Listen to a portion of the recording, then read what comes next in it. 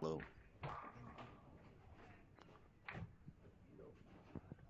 All right. Hello, everybody. Louis talking again. We are back on live streaming. Let's talk a little bit about bowling, and we have a very interesting squad going on. A lot of good bowlers on the lanes. And I have a guest with me. It's going to be very special to talk to. Killian, welcome. Thank Hello, you hello. for enjoying us. You've been playing already a couple of squads? Just one squad, and Just one squad? I got another one later today. So you're bowling the second squad today. Yes. And how did the first one go?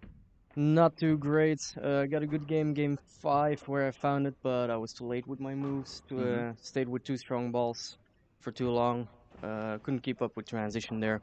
That pattern is a little bit tricky. It looks like we all do the same mistake. I'm going to include myself because when I did the analysis on day one, it was like, okay, 29 mils, 44 feet, and so. But then when you stop to analyze it a little bit more in deepness, you realize the oil is not going that far down. It's actually stopping around 20 something feet, and then it's just a brush pushing it down. So it's not that big of a cut. And what I've been seeing is that a lot of bowlers have been doing the same. They have been grabbing a little bit too strong balls, strong covers, and especially strong cores inside. So what I've seen is, especially on the young ones, they have been trying to compensate that early motion by creating more speed, trying to push the ball a little bit more, but then they're losing the control. And since this pattern doesn't have that much room on any of the sides, they're not succeeding. What I see today different already, and some of the PBA bowlers and some of the good bowlers, they have chosen to go with a little bit weaker material, a little bit higher RG balls, and I'm expecting that's going to work a lot better for them. That's going to allow them to control the middle lane a little bit more, and probably we're going to see some higher squats on this squat we are watching now. What are your thoughts about that? Yes, sir. I completely agree. We also seeing a couple of the pros now moving more to the right, starting more to the right. Trying to keep their angles a little tighter. It seems to be working. For example, Ryan Barnes there had a pretty good game. Ernesto is also through 278 with a stronger ball, but still staying right. Be interesting to see how they move this squad after some of the lower scores in the past squads. That is also one of the things that we have to remember for those who are watching. Due to the format in the pair of lanes where you're starting, you are gonna end on the sixth game. So you don't wanna overdo whatever you're doing on that first pair. So when you get back there, you make sure you still have some oil on the lane. You don't want to start too deep inside and start burning the area from the beginning because when you get back there on the sixth game, it's going to be nearly impossible to find any oil left on the heads or the middle lane. That you're going to have to fly the left gutter and stuff like that. So, what's your plan for when you bowl on the second squad? As I'm seeing here, I'll probably try and keep right a little bit more. Also switch a little faster to a more shinier cover, something less strong, something a little bit weaker to control that mid lane. As we're looking at Ryan Barnes, for example, here, he's doing a good job with that even at the start already. Hmm Same for Martin. He saw him throwing an IQ tour down the lane. Also a weaker ball, very controllable ball, hmm right side of the lane. So I'm interesting to see how these pros will continue on in the next few games. We have seen a few different approaches so far. We saw also, for example, AJ Johnson is bowling on this squad as well. He was bowling already a little bit deeper, around 22, 23 on the arrows. But on the contrary, for example, the guy from Malaysia, Hakim, is still the leader on the tournament with 175 over. But today he was bowling quite further outside, quite straighter. It's not swinging the ball out at all. He's using a very shiny ball right from the start, and it's looking quite consistent. If we look at the scoring, we have a few high games. We have Ernesto with 278. We have Tun with Hakim actually 256. So it seems that it had worked pretty good for him. That strategy to go a little bit straighter from a little bit further outside. Um, the thing is, when you go a little bit further outside, you want to make sure you don't miss.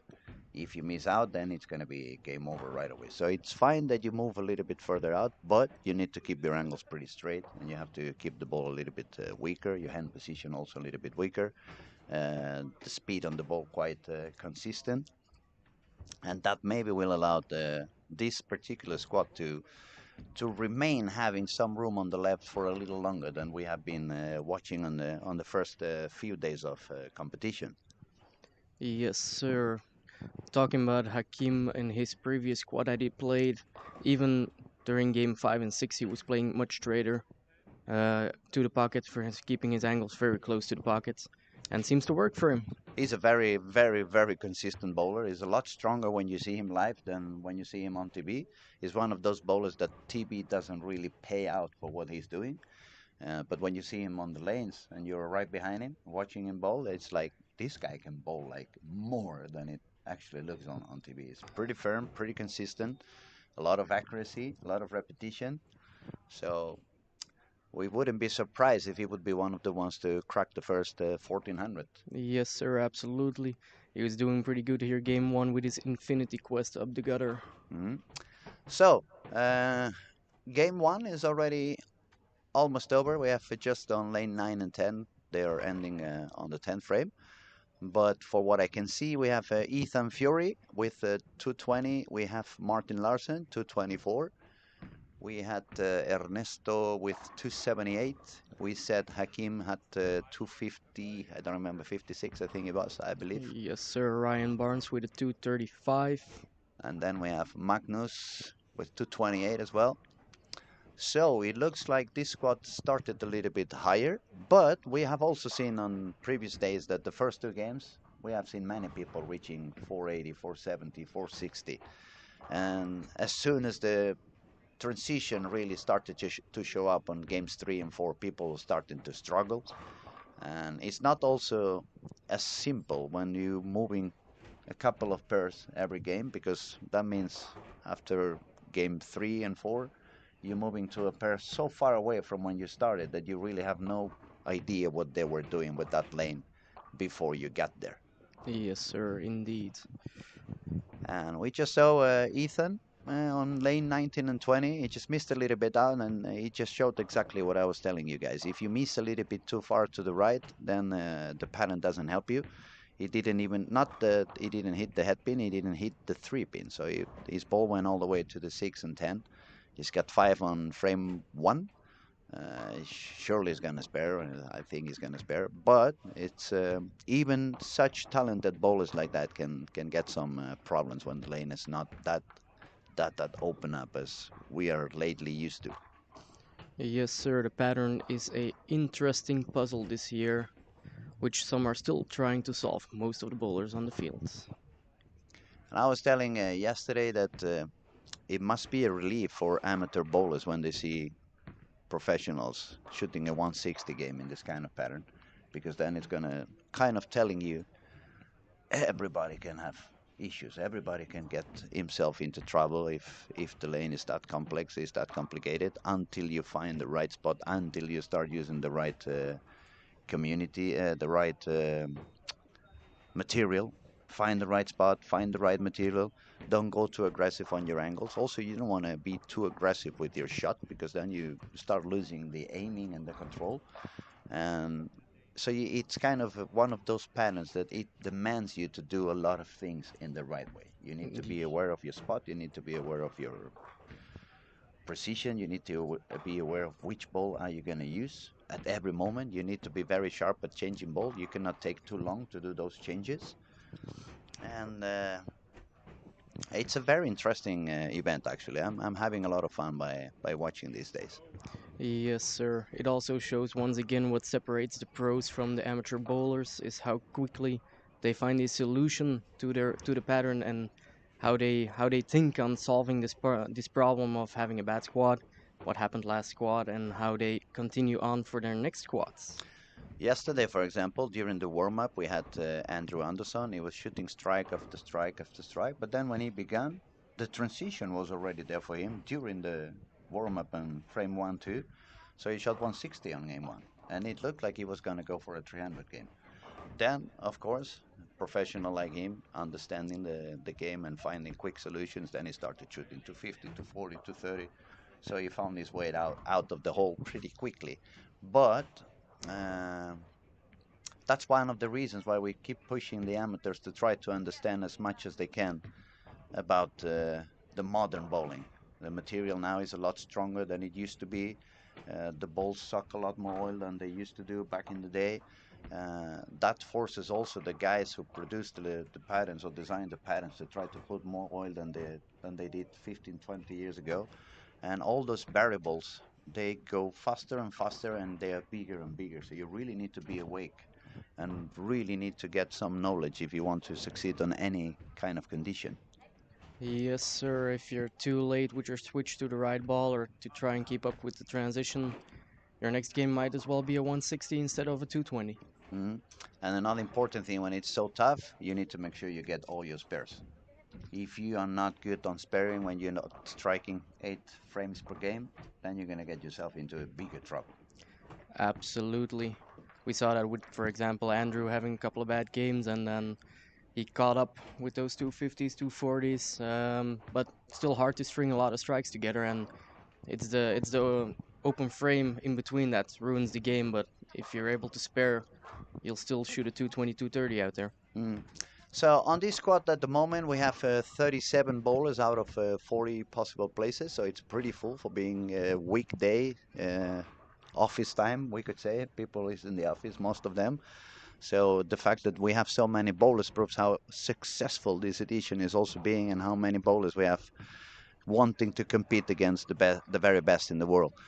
We have already the scores for game one, and at the moment is Ernesto Reynoso from United States, young, super talented kid, is on the lead with 278. Then we have Hakim Tun from Malaysia, 256.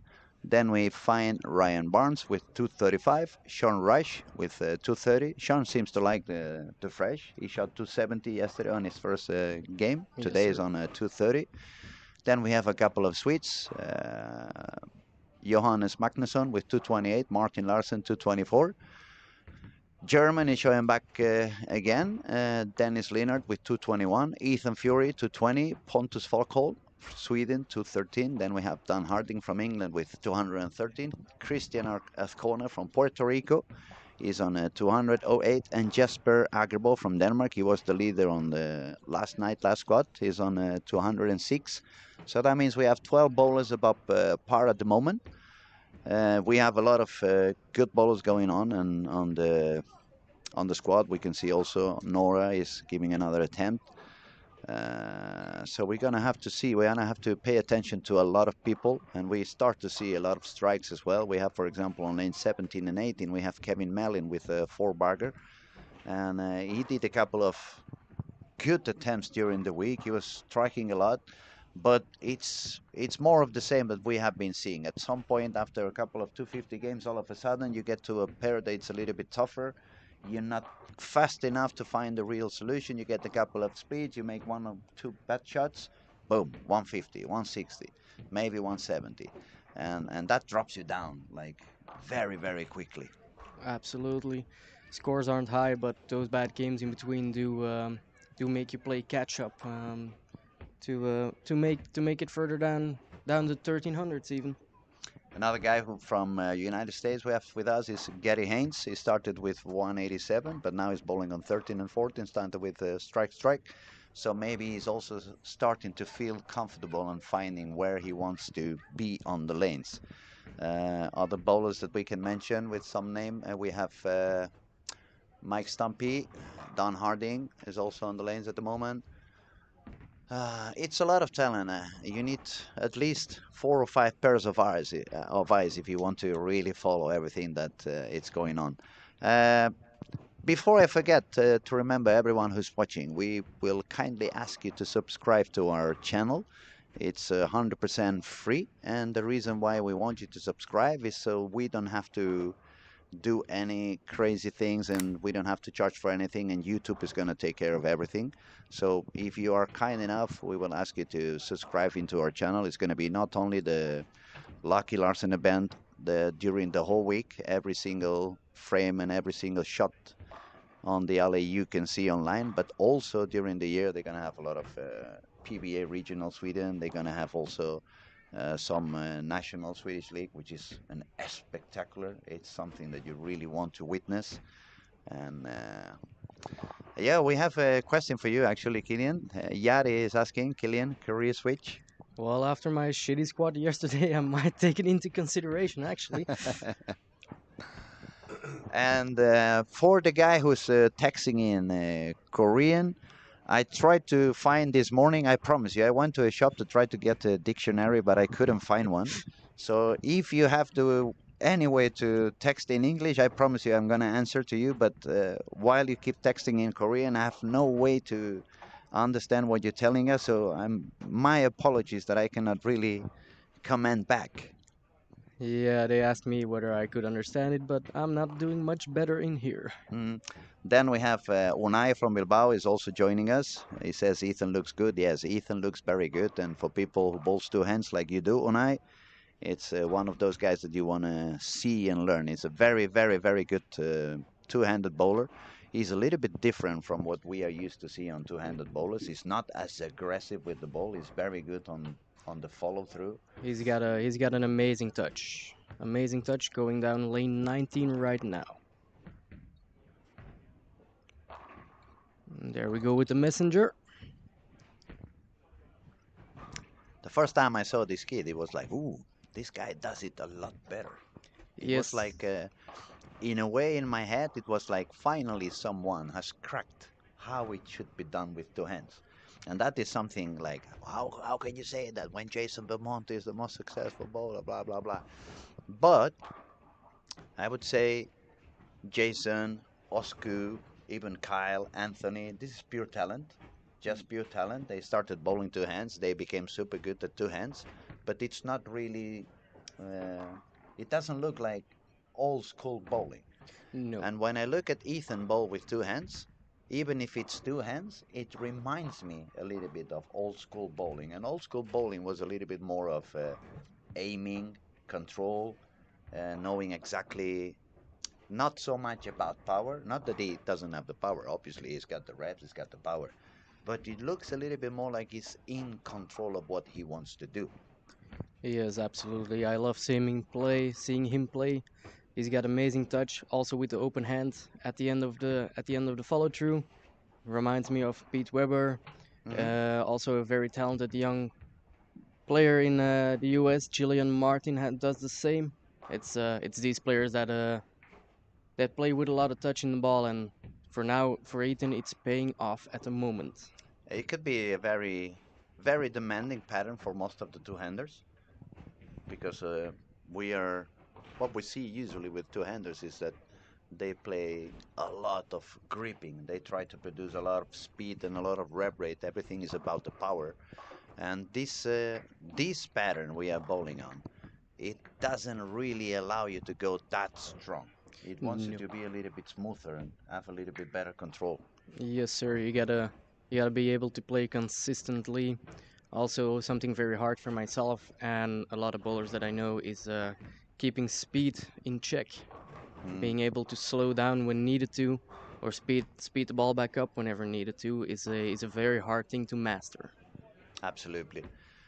Okay, let's go back to the lanes. We have on lane 3 and 4, we have the Swedish senior Oskar Brostroms with spare and 5 bagger. Then if we move to lane 5 and 6, Mike Stumpy started with 3 in a row. Don Harden started with front 4. If we move to 7-8, we find Hakim, who started with a split, but now is already on a spare and a triple. If we move to 9 and 10, we find Ernesto, who also started with an open frame, but is already on a double spare strike, so he's probably going to start striking right away. Magnus Johannes, he was doing quite okay, and now he's having a turkey. We have Ryan Barnes also running with a turkey and a 9 spare. Uh, 13 and 14, we find Gary Haynes. He started with a triple, but now he made 8 and 1. Who else is over there? AJ Johnson, after a 160 game, is seems to have been finding a little bit more of what he wants to do. already working on a double. People's doing okay on this game. We have Kevin Melin on 17 and 18, started with the front 6 and 9 spare. Sean Rush he just made a split. He was pretty close to spare it. There was a 2 for 10. The 2 just stood beside the 10.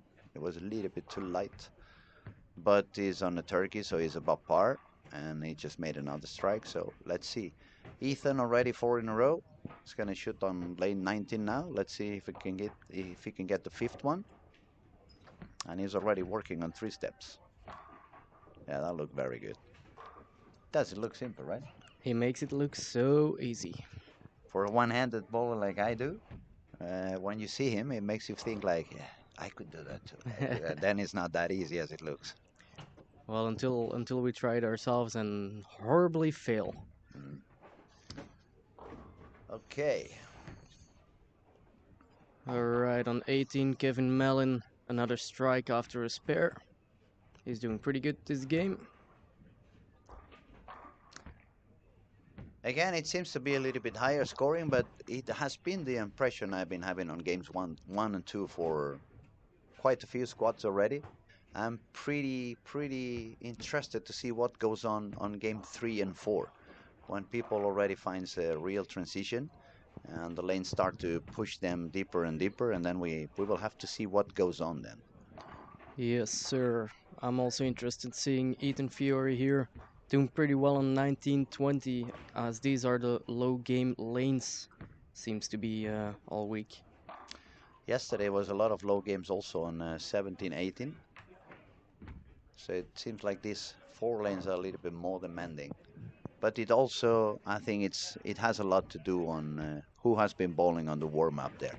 If you have people who's the first time was bowling on the event, and they don't really have an idea, they start in they start to try a lot of different things during the warm up, and then I'm not gonna say they destroy the lane, but they make it a little bit tougher because it's creating different paths. And it's not really opening up the lane, it's not really pushing the oil down, it's becoming something in between. Yes, sir. As somebody in the chat is saying, Ethan looks more comfortable with the 3-step approach. He seems to be working for him, yes. He does it very good, definitely he does it very good, and since he's bowling 2 hands, it matches his timing perfectly. He just have to push the ball on the left foot at the same time, and then it's on the right timing. It's one of the things that amateur bowlers who have started bowling with 1 hand and then they switch to 2 hands, they have a lot of issues with balance and with control, and they are always late on the timing. It's late or early. What I mean is that late, I mean that feet and the ball are getting into the foul line at the same time, so I should be early, not late. But they should understand when you switch from 1 hand to 2 hands, your swing is going to be a lot shorter. I mean, a lot shorter. So all that space that the ball is not moving behind you, you have to gain it some way. So either start pushing the ball on the push away 1 step later, probably shorten up the approach, and also increase the speed of the legs. Otherwise, you're not going to have any speed on the ball. When we bowl one-handed, we have a high swing on the back, and inertia and gravity are going to produce a lot of that speed.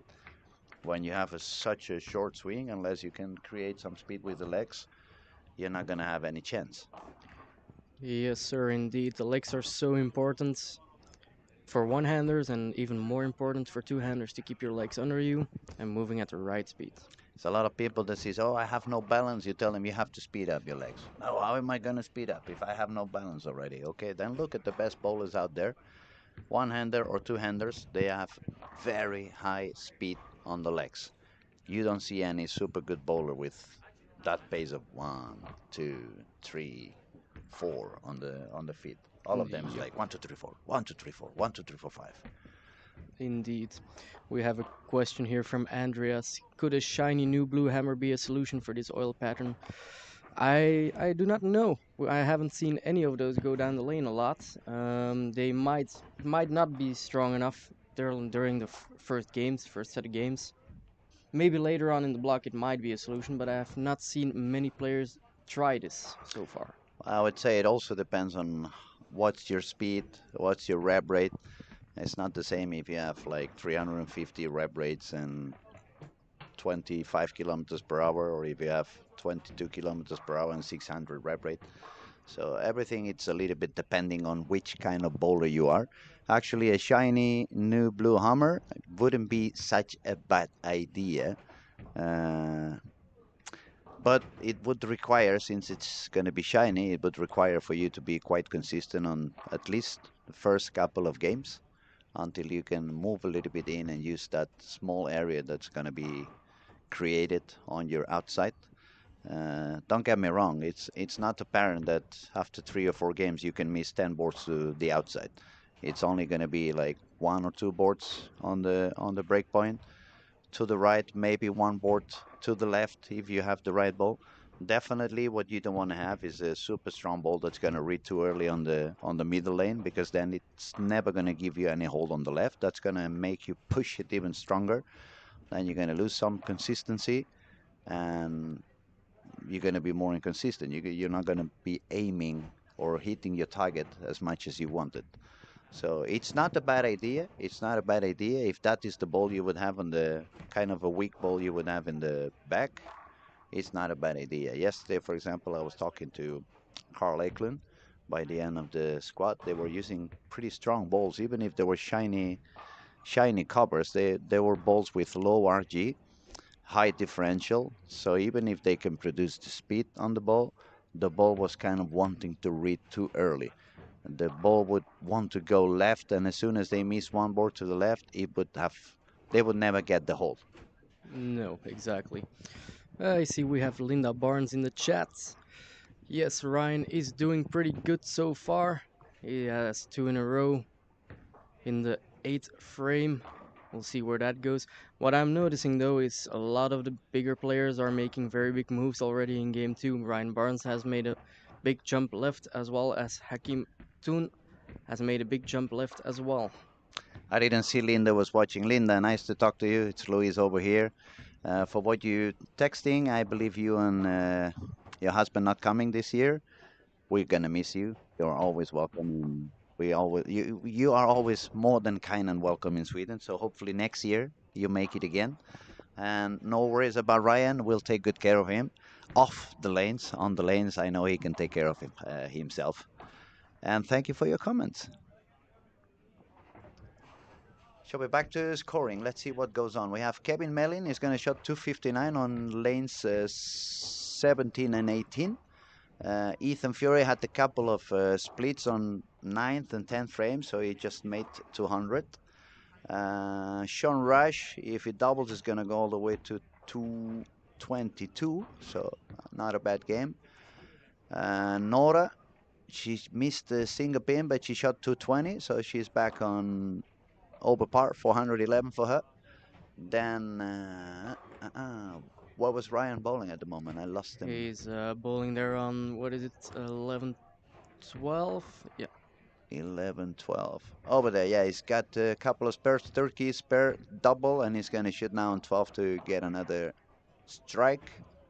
Yeah, he's a little bit deeper than he was, that's for sure. We can see on his standing position. Start position is a little bit deeper and shooting somewhere around 20 something. And he got a lovely strike. He's looking a lot more solid than he did yesterday. Probably it was good for him to have a first squad, try a few different things, find out what's going to work best, what's not going to work that good. And this guy's got a lot of potential. Oh yeah, I mean, absolutely. he's He got had a a super successful season on the PBA Tour. It was very fun to watch his shows, even if he had not the best of the luck, but it was a very strong performance. And I have to tell you, it's one of the YouTube channels I take a look from time to time. It's Ryan's and Chris. It's very fun to see, especially when they do things together. And absolutely. Yep, I'm excited to see him on the tour next year. I think if he continues the way he's going, he will potentially be one of the big ones like his dad. yeah, absolutely, it runs on the genes. I mean, with those genes, that DNA, it's nothing else. It can be done and perform well. AJ Johnson, 15 and 16, is working on a higher game now. He's going to recover from that low first game. but we wouldn't expect anything else from a PBA star, right? Absolutely. I'm interesting to see where he goes the next few games. Jesper Abergo, the guy from Denmark, he was the leader on the squad yesterday night. It's already at 443 after 2 games. His partners on the lane are not doing that well. We have Laura with 245 after 2 games and Joey with 338. Robin Persson 367 is not so high either. Eric Jones 348. As you can see, the people who have some issues to find the right spot, it becomes very, very tricky. It demands a lot of not only focus but patience, I would say, if you don't get. And that's one of the things I've been seeing during the week, especially on the young ones. They have got used, especially European ones, they have got used to do so much striking during the weeks and during the days. As soon as they only strike 3 or 4 times per game and they have to spare 6, 7 times per game, it's like not only they become a little bit more tense, but they get exhausted by the end of the day. Yes, sir. It's I would say it's also a mental thing in the youth these days, as patterns are easier. Bowling balls are strong, striking a lot of messengers going down the lane, and whenever the pattern is quite hard and there's not a lot of strikes going down, you have to stay strong mentally, adjust, find the right line, and make the spares to make sure you don't have a too bad of a game. Absolutely, absolutely. I see on the comments we still get a lot of Korean text, but unfortunately I still don't. I still don't get it. I hope you're not complaining, and hopefully you're having just a lot of fun. Okay, Martin Larsen. Oh, Martin also had one single ping on, 185 on that 15 and 16. That's gonna drop down a little bit to 400. He had 224 and 185, so he's on 9 over after 2. AJ is looking a lot better on this pair. He's gonna go for 248, so he's gonna go up to 10 over as well. Ryan Barnes ends up with 471 after 2. That's pretty good.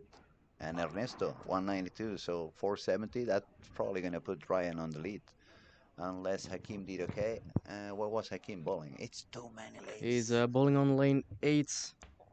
True, He's true. going for 3 212, strikes. 212. So it's gonna be 460 for him. Ooh, 470, yep. 469. No, yeah, 469. No, 467. Oh, I need to clean my glasses. I don't see anything.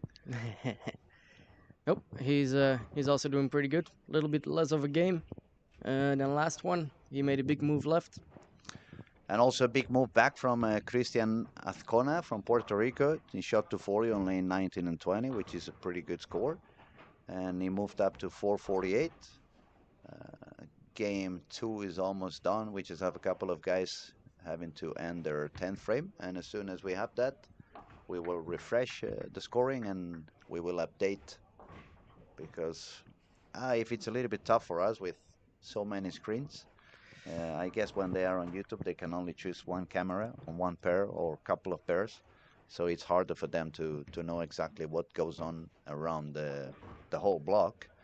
So if you give us a couple of minutes, as soon as we can refresh the scoring, we will let you know exactly how things are standing after 2 games. Yes, sir. Looks like in the chat that we have somebody who understands Korean a little bit. Uh-huh.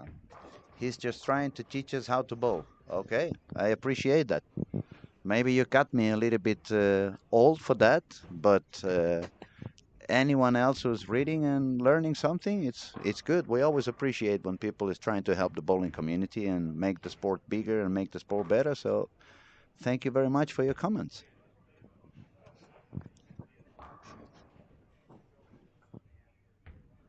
I'm just curious, how come you can understand what he's saying? Ida Flund.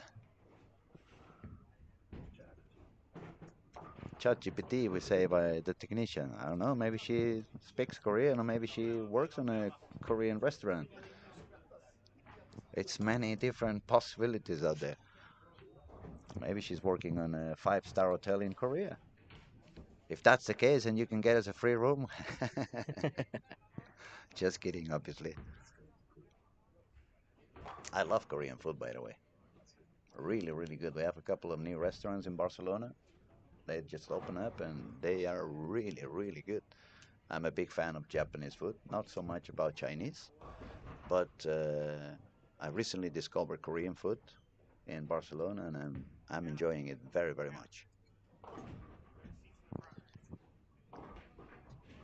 My lovely friend Google Translate. Okay, that's good. Well, thank you for letting us know. Uh, I hope it would translate directly before texting, and it would be easy for us to read and we could answer back. We have somebody saying that you can use Google Lens to live translate here. Might be a little hard on the stream with all screens going at the same time. I was going to say the same. We have already enough issues trying to follow what goes on as if we have to start to translate what they're saying at the same time. But thank you for the tip as well. Okay, game three, it's on. We only have a slight delay on 17-18. It looks like something happened with the machines because Macro has not finished his 10th frame unless he has withdrawn.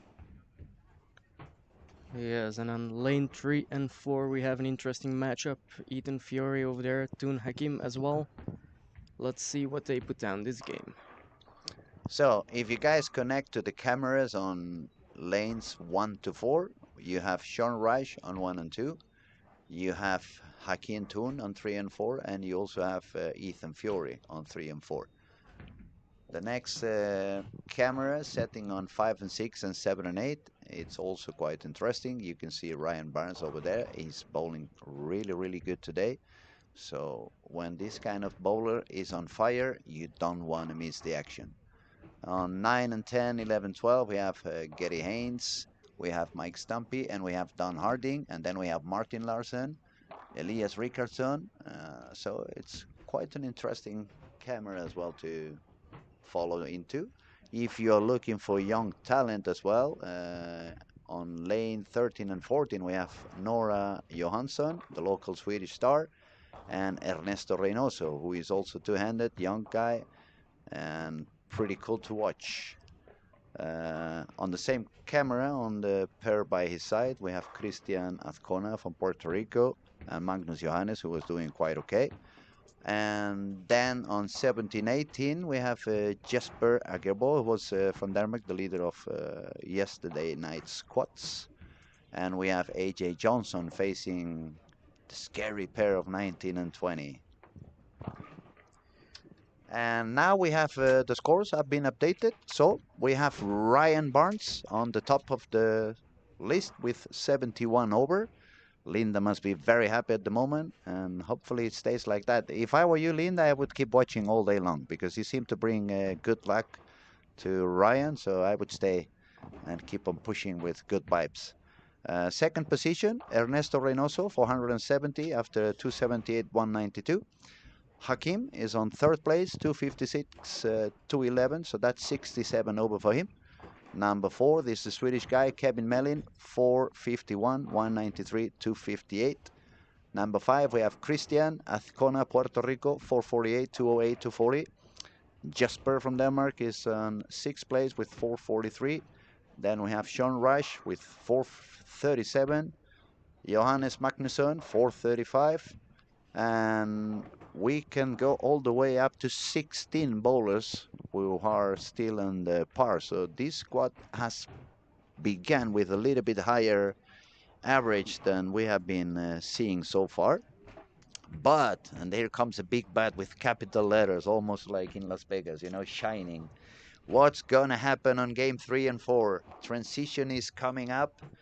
Is it going to get into play? We start to see already some people moving in, and I'm very curious. I'm very curious to see what goes on today because, as we said, we have seen some bowlers using a little bit weaker covers and weaker cores and starting a little bit further outside.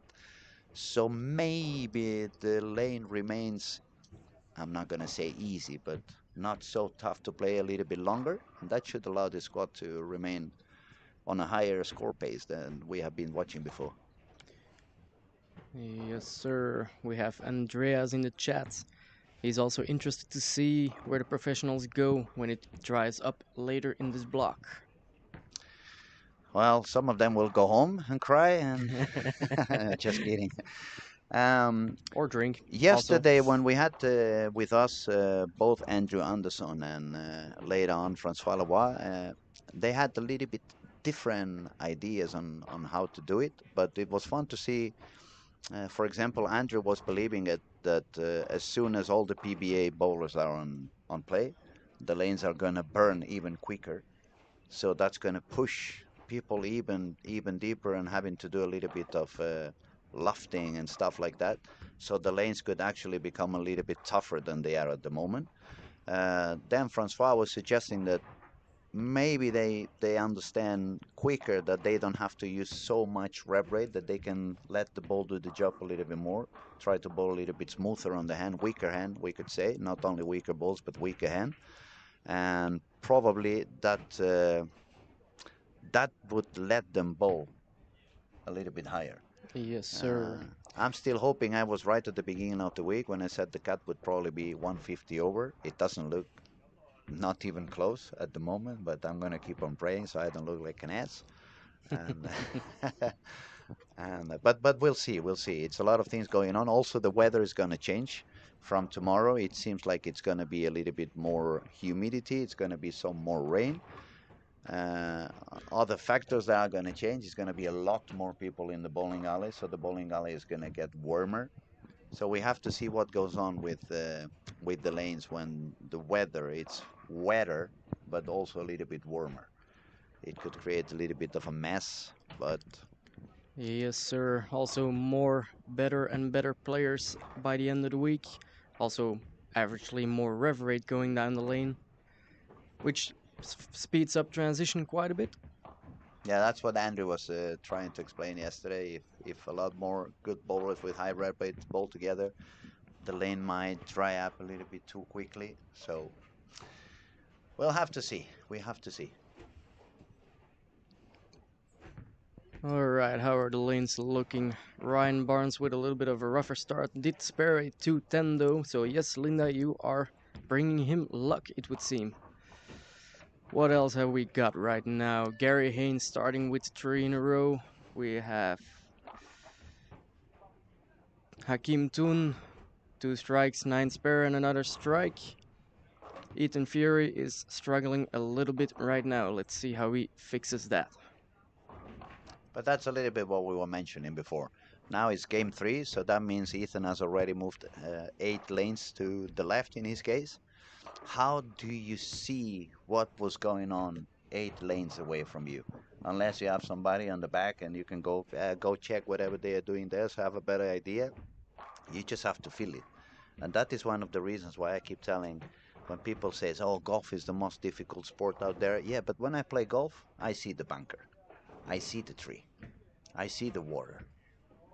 So you try to avoid those areas, but they are clearly for you to see.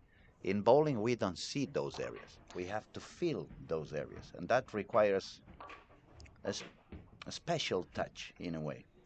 Yes, sir. It's very hard on an invisible playing field. A game only counts 10 frames, and it's very hard if you have to use one, two, three, even in worst cases 5 or 6 frames to find your line again if you're moving through the entire house. We have some fans for Ryan also. Collie Falls over there. Let's go, Ryan. So, let's go back to business. We have lane 1 and 2, Sean Rush. Spare, strike. Kevin Mellin, who was doing pretty good as well with 50 over, started with strike spare double 9. It's a 6 pin, so it's going to be a spare. I'm not going to even watch. I am giving that for granted. And Nora Johansson on 13 and 14, double spare strike. And what is Ernesto at the moment? She's next to Nora there. He's got Exactly. I a knew I spare was. strike, I know split it was spare, and another something. strike. Hmm?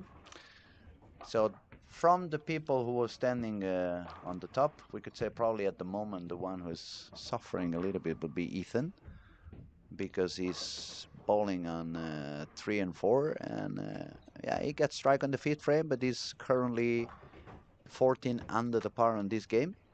Um, it's quite demanding. I mean, we have to admit it's very demanding. It's not one of those patterns that you can play blindfolded. No, but that does keep competition interesting. I love it when the lanes are a little harder.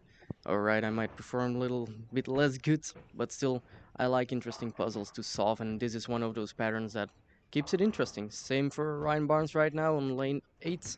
He started with a strike and got a couple of spares now. Let's see what he does.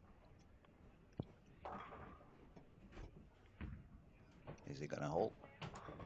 Four pin Ooh, was a four little pin. bit in. Yeah. But that is the moment. I mean, that we could say is the moment of truth. When you see Ryan, for example, now is suffering a little bit, struggling a little bit to do that final adjustment to go back to striking. It's very important that he doesn't get, what would be the word? Not too tense, not too anxious. Just take it easy, keep sparring, keep moving a little bit until you really find it over there. And see what Oh, happened on lane 3 and 4. yes, sir. He Pick picked two out, the two 6 out. and the 9. So strike 9 spare, double the 6 and the 9. So that's a double with 2. And then on the spare shot, it only took 4. So that is a very expensive frame. That is one of the most expensive frames I have seen in a long time. Looks like Gary Haynes is playing catch up. 4 in a row, 9 spare. And he's on the way up. He began with 187, then 200. So on the way up, and that is always the way you want it. Every game a little bit more than you did on the previous one. Yes, sir. Dan Harding on lane 10 with a strike. That makes for a spare and 4 in a row. Dan is a very, very solid bowler as well. He does it very good. He has a very clear idea about the game. It's not that often when you see young bowlers that understand everything around the game, everything that is involved in it. So I would expect him to do pretty well during the week. Absolutely. And definitely the guy who really wants to win his second PBA title is going to be Hakim. I mean, he's already the leader of the event with 175 over. He's got 67 over after 2, and now he's got a double spare and a turkey. And it's not only he's a good bowler, but you can see it on his eyes and his body language, the way he turns around. It's like he's very secure on what he's doing. He has a very clear idea what he wants to do. He follows, he sticks into his strategy. He changes quickly when he has to do it. And it's lovely to see that the best bowlers in the world are no longer just the Americans. Yes, It's sir. becoming global, and it's beautiful to see that because then the better bowlers we have in more countries, the more the knowledge is going to spread, and that could be a way for our sport to become bigger again. Absolutely. I love coming here every year. It's outside of the pros playing this entire week. Just the Swedish youth itself is also interesting to see. As I'm from Belgium, we the bowling is not doing too well back home right now, but it's inspiring to see how it's going here in Sweden, for example. Mm. Yeah, that was one of my dreams that they would have listened to me in Spain 30 years ago, and we would be one of the big teams at the moment now. But I've given up on that idea. It's not that I'm keeping my knowledge to myself. Everyone who asks, I'm going to help and I'm going to try to develop their game as much as I can. But unfortunately, it's not in the hands of the bowlers anymore.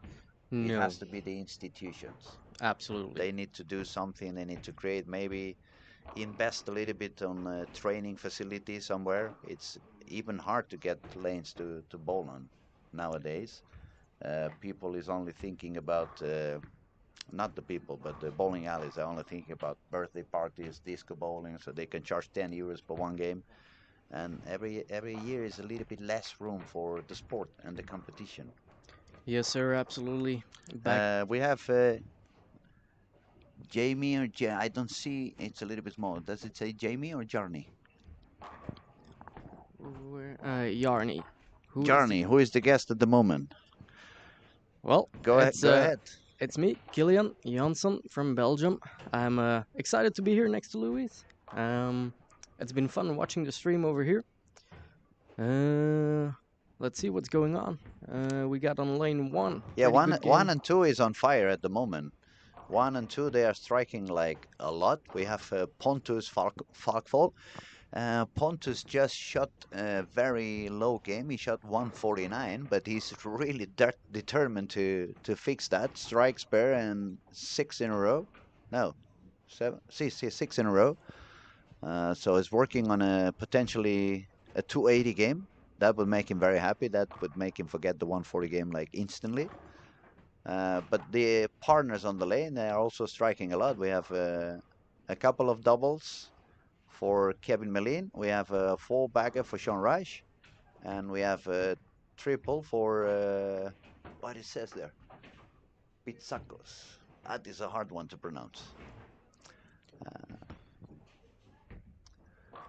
Let's see. Hakim is still doing very well. This squad is on a 250 pace at the moment. And then on lane 7 and 8, we have Ryan Barnes. Struggled a little bit in the first half. Seems to have found something right now. Let's see where that goes. We have Gary Haynes on lane 9 and 10. Getting a pretty good game going here. What else do we have? Let's see. I'm actually watching at Ryan at the moment, see if he can get the triple. Looks Yeah, good. that looked very good actually. Yeah, I see a little bit less firm in the hand. It was a little bit more of letting the ball cross the lane, and that looked really, really good indeed. Yes, sir. And that is, as I said, that is one of the things I like on these talented kids, that they can do a lot of things with the volleyball. It's not only power and speed, but when you can see they can do something else, then is when I go like heads off. Absolutely. Yep, I'm sure we'll see him win quite a lot on the tour. Okay, AJ Johnson, lane 19 and 20, not so happy. He's got a spur, 7 and 1, another spur. Now he made a triple, but this the third strike, it was 10 pins staying there a little bit longer, and his body language was a little bit like, it was not exactly what I wanted to do, or not exactly what I was expecting. But again, it's the first squad for AJ. They just arrived. I think Ethan Fury was the same thing. He just landed like Yep, correct. couple of hours ago, non-sleep on the plane. So Mm-hmm. not only the jet lag, but the energy is going to be below the feet. Yep. And Yeah, he's struggling a little bit right now. and Just got a shot too far outside and never made it back. but that's what I mean. We cannot be sitting down here on a comfortable chair and talk bad about them. Oh, to look at the professional, he's bowling 170. Yeah, but he has not sleeping. He's the first squad. It's Oh on a yeah. complete different hours of what he's used to. Probably has been hard to eat because when you don't sleep at all, you're not that hungry. So that also is going to cause a little bit of lower energy. You get quite dehydrated when you are traveling on an airplane Oh and yeah. for so many hours. So Yep, and there seems to be a trend in players playing their first squad and having and struggling a little bit, and then their second or even third squads scores are going up by quite a bit. Ryan Barnes is a premium example of this. for being game number three, the score has remained quite high. The previous streamings I've been doing on game three, it was when most of the field was starting to struggle and get themselves into some issues. This time it looks a little bit better. It looks a little bit higher scoring pace than we have seen so far. Uh, I'm gonna ask everybody who's watching. Do you guys think are we gonna see our first 1400 on the week already? I'm gonna go for a yes. Yes, sir, I would agree. I think there is a high chance of this happening. Ryan Barnes spares, ends up with 223. So that's put him already on 94 over, 694 for Ryan. So he just have to go another 3 games like that, and then he can relax for the rest of the week. Yup. Hakim he just had the split he couldn't spare. But if he triples on the 10th frame, he's also gonna go all the way up to 693. So they are both gonna remain pretty close to the top. And then we have Ernesto on 13 and 14. He was already standing with 70 over. He has not doubled yet, but he has keeping his game clean. So if he doubles, he has a strike on the ninth. If he manages to strike on the 10th, he could go up to 216 and put his score all the way up to 86 over. And then we have Nora. Nora, she's doing very good on this game again. She had a couple of unlucky. I shouldn't say unlucky because it's always a reason when you leave a single pin. It's always something missing on the angle or a little bit too strong, a little bit too weak. That's one of the things that we keep trying to help the amateurs understand. When you go back home saying, today I was so unlucky, I hit the pocket all night long, but I couldn't strike, it's not that you were unlucky, it's that you had the wrong ball in the hand.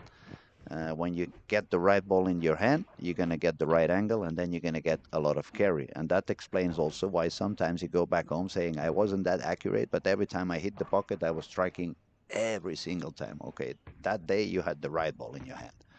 Yes, sir. Nora just missed the 10 pin. It looked like she was a little bit upset that she got it over there, so she's going to make 205, and that's going to put her on 606. At least she's still over par, and due to her power and rev rate, she doesn't really have any issue to move deeper, as some other girls could have a little bit of trouble to generate enough angle from that deeper lines. Absolutely. She's been doing pretty good on the PWBA tour this year as well. It's lovely to see her here. Well, she's a local. She lives here. She bowls in this bowling alley.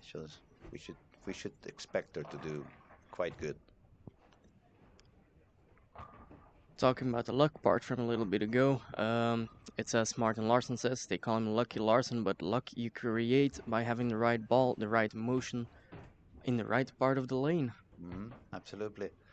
Where is Martin, by the way? He was He somewhere in is there. at lane 11 and 12. 11 and A 12. little bit of a rough game. Oh yeah, Started with a strike, three couple. splits over there. Yeah, Yep, opens. Now strike spare again. and needs to strike out for a 184 so it doesn't drop down too many pins. It's quite demanding. It's quite demanding. And as I said on the previous days, sometimes it's not only about how good you do it, but you also need to be a little bit lucky on who you follow. Absolutely. If you follow somebody who is kind of ripping off the lines on the lane, well, you better start taking a coffee and sign up for the next squad. All right, 1 and 2 was high scoring. We have Pontus. At the end, it was a 235, so he almost made it back to par, 597. But Kevin Mellin, the Swedish local, 689. What about that? He's getting stronger and stronger. 193, 258, and now 238. So he's probably going to be on the lead. No, sorry, he's going to be right behind Ryan because Ryan is 94 over, and then it's going to be Kevin, and then it's going to be Hakim with 82 over, and Sean Rice was doing okay. Where did he go? Lane 1 and 2, he shot a 221 for 221. 6.8, So 58. 58 over. Then we have Ernesto with a 196. He went a little bit down to 666. That's the devil number. I don't think he's a devil. He looks pretty kind. Yeah, he's a nice guy. Made an interview, short interview the other day, but he gave me very good vibes. Very humble, and that's something also I like to see. When you see young, talented bowlers, that they are humble already. That they understood they don't have to go with the nose too high on the sky. I love to see that. Yes, sir. And even for the pros, it's amazing as a normal amateur bowler to be able to talk to those people, to talk to your idols, and not have them stuck up their nose to you. Which most of the pros are all awesome guys. All of the ones I've met, I love them all. It's one of the best things in our sport. Not everybody is open, obviously. That's human life, Yes, sir. and that's the society we live on. But one of the good things we have in bowling is that even the biggest of the names, they are very humble. They are very easy to talk to, very open. You meet them over and over again in many different places, and even after a couple or 3 years you haven't met them, they come to you and they hug you like you're part of the family, and that makes it special, and that makes it very. I think it's one of the best things to connect with the amateur bowler as well. If Absolutely. if they become inaccessible, then you don't really want to follow them. You don't really want to check on what they do. You may even lose an idol if it's like not acting the right way. If they do it the way they are doing it nowadays, it's the contrary. You Uh, go back home and you tell all your partners, I was spending time with this one and that one, and they gave me a shirt and they gave me some tips for free, etc., etc. And again, if we want to make the sport bigger and bigger, there's nothing else that we can do than really being open to everybody. absolutely. It's the only way to grow the sport. It's uh, it's amazing to see. I had a story from back in the day. I almost quit bowling, and there was one specific pro who did something for me, and it kept me going, and it brought me to where I am today.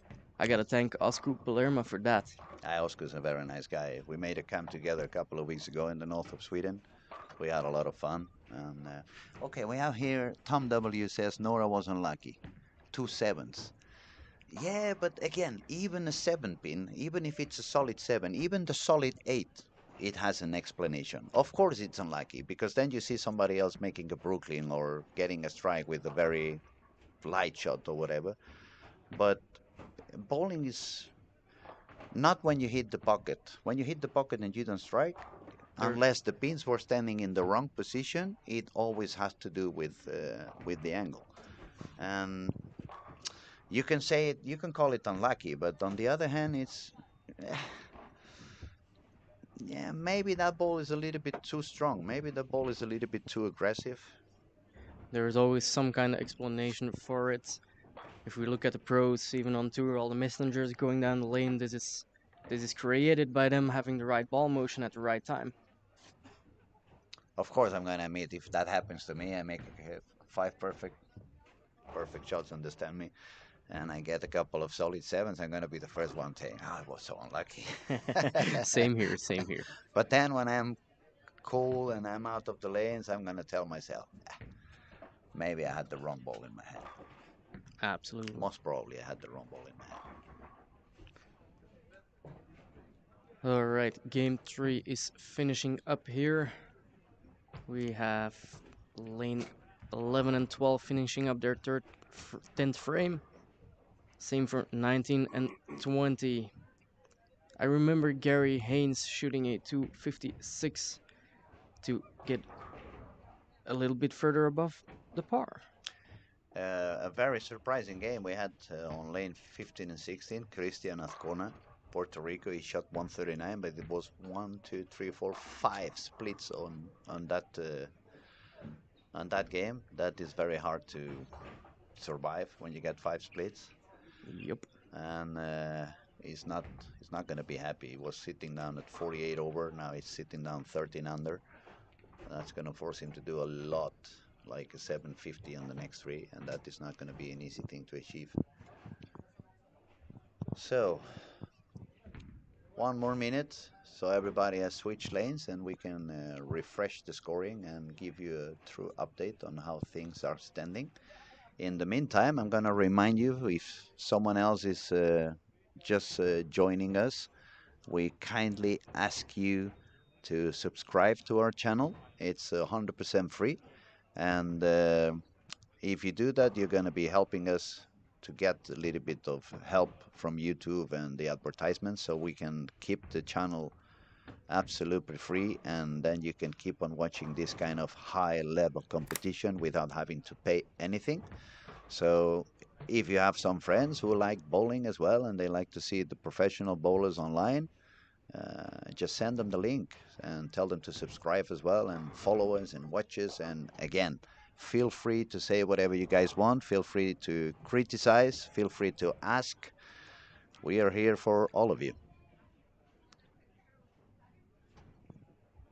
Now, scoring. Lanes 3 and 4. We have Ryan Barnes with 94 over. Then Hakim has gone. Where did Hakim He's at has gone? 19 and 20 19 right and now. 20 with 82 over. Uh, Kevin Mellin, it's on 5 and 6 with 89 over. Sean Reich is bowling with him, 58 over. On the same pair is bowling now Gary Haynes with 44 over. On who else is doing good? We have Dan Hardin, 57 over on 13 and 14. Then we have, yeah, not that many people left on high scoring at the moment. We went from 16 people being above par to having only 10 people above par. So remember what I was saying after when Absolutely. we were getting close to the end of game 2? I want to see what happens on game 3 and 4. Game 3 has already been a little bit critical for some of them. I can see games on. I'm only gonna talk about top 25, but I see 180, 190, 181, 177, 170, 145, 139, 167, and those are 18, 17, 16, 170, 145, 139, 167, 156 for Jesper Agebo from Denmark as well, and that's an old school guy. It doesn't really make things very complex or complicated. So yeah, definitely when transition shows up and the traffic hits you, it hits you badly. It feels like it's driving 9 o'clock in the morning in Barcelona. It's impossible to get anywhere. Yep, I know that feeling back home. But game 4, it's going to be pretty interesting. Now we're going to do a little game as we did yesterday. We're going to ask you to make your bets. What do you think is going to be the higher score on fifth and sixth game? Is anyone gonna go crazy? We remind you that games 5 and 6 they are the turbo games. If you don't have enough scoring to make it into the final, but you have a very high fifth or sixth game and you made the turbo, that's gonna give you a pass into the final. We have a couple of spots for the girls as well, Correct. couple of spots for the seniors, and a few spots on the early birds. So it's a lot of bowling still to come. Oh yeah, absolutely.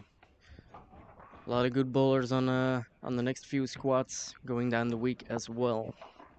So early birds is going to be the athletes position 1 to 4th in a separate standing from squad 1 to 10 who have not qualified on any position on the first. Then we have 3 girls, not 2.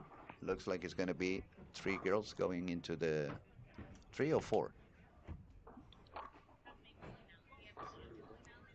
No, that's the early bird. No, that's not the latest. Sorry. Then we have 2 spots for the seniors, 2 spots for the under 21, and 2 spots for the female. And then we have, as we were talking now, turbo on game 5 and turbo on game 6. Currently is 267 on both of them, but I probably it's gonna get a little bit higher on the turbos as well. Yeah, I expect to see some 280, maybe even 290 games on those by the end of the week.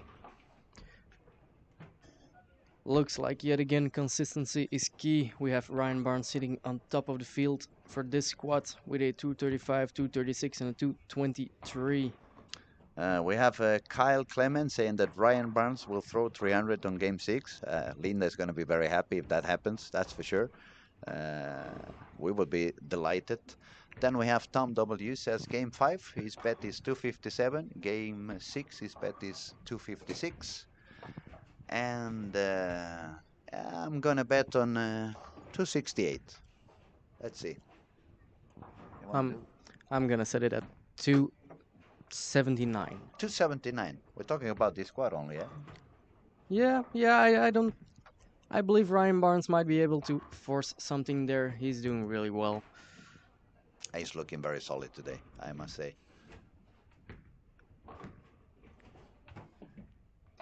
I saw Ryan Barnes doing something interesting in the warm-up game as well. For the first 5 or 6 or 7 shots. He was throwing a spare ball down the middle for the warm up, creating a little bit of hold over there on his own lanes It's where he will very end. funny he did that because yesterday when we were talking with Francois, I said exactly that. I was talking with him. We were trying to analyze a little bit the pattern and realize what goes on. And that was one of the things I said. If I were to bowl on this event, instead of trying to create some area on the right side with a dull ball, since the lane are really burning up quickly, I would do the opposite. I would grab my spare ball, stay on the left, not 3, 4, 5 boards from where I plan to bowl on game one, but probably 10, 12 boards, even 15 boards left, because when I go back there, it's going to be 5 games later, so the transition is going to be gigantic. And I would try to push the oil down, so at least when I get into that pair, I would get a little bit of hold inside my area. And the fact that Ryan did that not only shows how much he understands the game, but we couldn't expect anything else being son of Chris and Linda. But it also proves it's many different ways to attack the lane. You can change the strategy, and you need to do things that are going to be beneficial for you during that game and at the end. Yes, Especially sir. on this event, you're going back to that pair where you started. So whatever you do with that pair, you're gonna end up paying out by the end of the day, Yes, sir. for We good or for bad. we have Joachim betting game 5 to 78, game 6 to 67. Let's see what happens. Nice, nice, nice, nice. But I see we are all quite positive and hoping that the scores are gonna get higher and higher. Now my chicken brain is telling me no. This time the fifth and sixth is gonna be just 230, 230. Linda Barnes is still watching. Has she given us any prediction? Linda, do you dare to make any prediction on what's going to happen on game 5 and 6? She's going to go for a 300 on Ryan as well. Yeah. Yeah, I bet. I bet. Looking at Ryan right now, he's got the first turkey. We have also Paul Connell commenting that Nora Johansson is impressive. Indeed, she is. But there are many impressive bowlers up here in Scandinavia, and the talent there. I don't know what they do. I don't know what they eat. I don't know what they have for breakfast, but they seem to have talent year after year after year. Maybe I'll have to find some Swedish guy, ask him later on. What the hell do you eat in the mornings? I bet they have pins for breakfast and lane oil for dessert. I probably use the lane oil on the salad. Oh yeah. Linda, wow, 1426.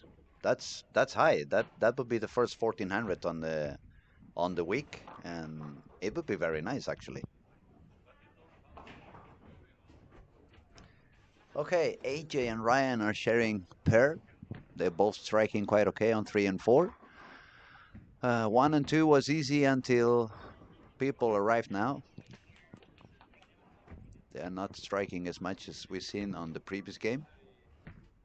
Oh, very nice pair over there for Nathan. That was a nice one. He had the 3, 10, 4, 7. That's not an easy one. Yes, sir. Linda also says, or even higher than that. Looking at the leader of today, Ryan Barnes, with his 694, that means he still has to throw a 732 over the next three. Possible, but he'll have to hit in the game. Not only possible, but more than doable. He seems to be very comfortable at the moment, and I remember from my good days when you get that kind of automatic feeling Oh yeah. that you stop thinking, and then the board you're looking at, it goes bigger and bigger and bigger, and you just stop thinking. You just do it and do it and do it. I remember back in the day. Now Linda's gonna laugh. I remember back in the day when I was on fire, I used to turn around and say, "Who's Walter Ray?"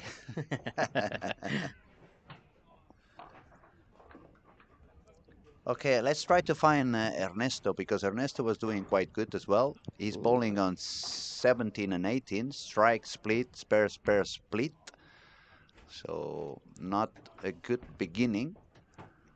that seems to be the pace he's been on for the last few squads he played. Very strong start. He'll still have to figure out the back half of the block. Mm. The difference that I see on Ernesto and Ryan to compare two young, talented two-handed bowlers is that Ryan is very successful today at letting the ball do the job. He's doing a lot less gripping that we usually see on him, and Ernesto is still gripping it a little bit more. So I guess the middle lane, as soon as the transition is hitting, it's becoming a little bit harder for him to control. I'm talking about Ernesto now, while Ryan is managing to just let the ball go forward. Yes, He's not sir. not really reading that early on the middle of the lane, so he doesn't need to over push it. Now let's watch Ernesto on lane 18. He's already standing in front of the ball return. He's kind of lifting it a little bit, and it was out of the target, nearly not hitting the head pin on the left side. And the body language is already a little bit like he's not enjoying that pair. No. On the other hand, also on his pair by his right side, 19 and 20, we have Hakim. He started with the strike, split, 9 miss, spare, spare. So he's not also doing that good on that pair. But Hakim is super strong. As soon as he finds something that's going to work, he's going to probably strike out and at least save that game. In the chat, Tokyo Janitor, yes, sir, this is live. Is this live? Yes, absolutely. Absolutely live. We are currently, well, if he says Tokyo, it probably is on Japan. It's a few more hours than it is here, sometime in the midnight, even later. But have a cup of coffee and join us for a little longer. This is live. This is from Sweden, Helsingborg, Olympia Bowling Alley, PBA event, the only PBA event out of the United States at the moment.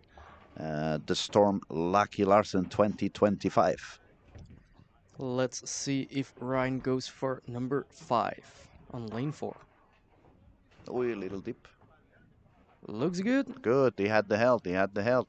He's shaking his head, so I think I saw it pretty good that he missed a little bit in. But that's good news. When that happens, you just have to say, "I'm checking the room," just Oh, yeah. making sure it's still there. Looking up the boundaries.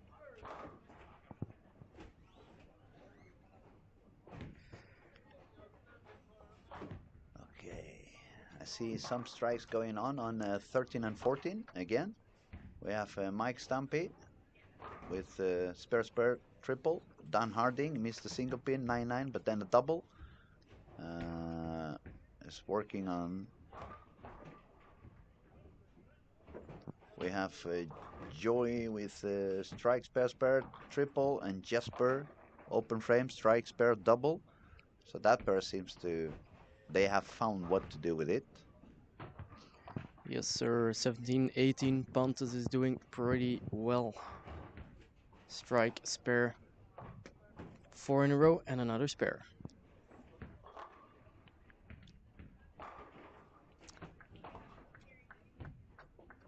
What we really see happening now is that people who is scoring, they are scoring quite high. Yes, sir. But those who have lost a little bit the touch, they drop down like a lot. And that is another proof that this pattern is quite demanding. It requires a lot of focus and concentration. If you give up a little bit, even if it's just for a couple of frames, a couple of minutes, you can pay such a high price. Yes, sir. Look at Hakim Toon on lane 1920.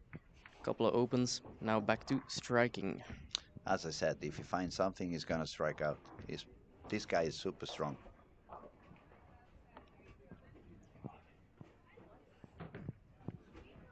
Now the one we haven't spoken for a while is Ethan Fury, bowling on 7 and 8. Started with 4 spares and a double.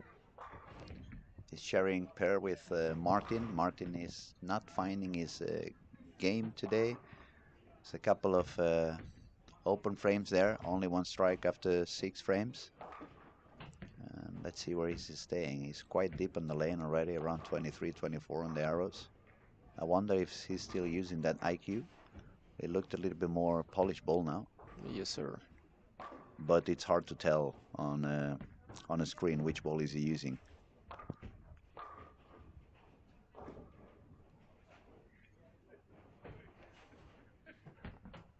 Ryan Barnes didn't continue star striking. 9 spare. Let's see what happens.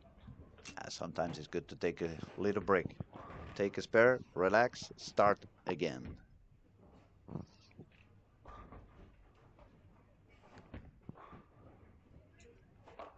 I missed a Ooh, little bit out, so that ball read a little bit sooner and left the 10 pin.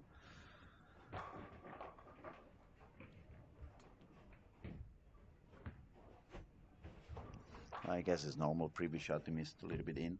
yes, sir. So next one, your brain, not even yourself, the inner brain wants to take control and change a little bit whatever you have done. And 17 and 18, it's really crossing on Ernesto's brain. He has already 3 open frames and he just left the 4-6-7. So unless he has a very big bounce on the pins, that's gonna mean that's gonna be 4 open frames out of 8. Potentially 160 if he strikes out. So he's gonna drop down from 66 over to somewhere in 20 over if he strikes out. We will have to see what goes on. Yeah, he's very upset at the moment. You can see in his body language. He's not very pleased with that pair. Yes, sir. We also have somebody in the chat asking about his friend Sophocles. I don't know if I'm pronouncing that right. A little bit hard. He's Uh, on 17 and 18 as well, having a little harder of a game right now. Sophocles, I would say. Yeah? Please tell, let's go Sophocles for my friend. Who is your friend playing? Is he? That's his name, Sophocles. I remember. Yes, I think I've 17 and seen it. 18 right now. 7. No, that's the pair that is being very complex for Ernesto. And yeah, Sophocles is suffering a little bit as well. He's got spare strike, open frame, spare miss, strike 6-0. But yeah, probably. Do you know if he has just arrived today? Maybe. So could be if you. I usually bowled really, really bad the day that I traveled. Oh yeah, I hated to bowl the day that I traveled. I always perform like terribly, terribly bad. absolutely same here. I used to want to bowl as fast as possible, arriving to these kind of Mm? events, but I kind of learned to not do that anymore. When I arrived, I took a good night's sleep first before bowling. We have a very funny comment in here by Anders Lundball. Says maybe Gary Haynes should give his wife a kiss. Well, we're gonna give our best regards to Dino Castillo from here. Dino, hope everything is fine with you. And what else? I've seen somewhere here some comment. Uh, uh, Tom W says, Killian, sorry you're out. And Tokyo janitor, he's been asking on different places. Is this live? It's live on every single channel you open up. It's just different cameras on different pairs, so you don't miss any of the action. But yes, we are live on every single camera.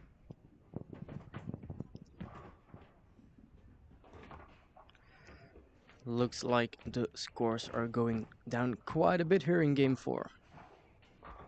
As I said, game 3, game 4, very complex. You need to be awake. You need to be consistent. We have a veteran who's holding up pretty well. Sean Rush, 230, 207, 221. Now he's bowling on 5 and 6. He's got spare, spare, spare. 5 in a row.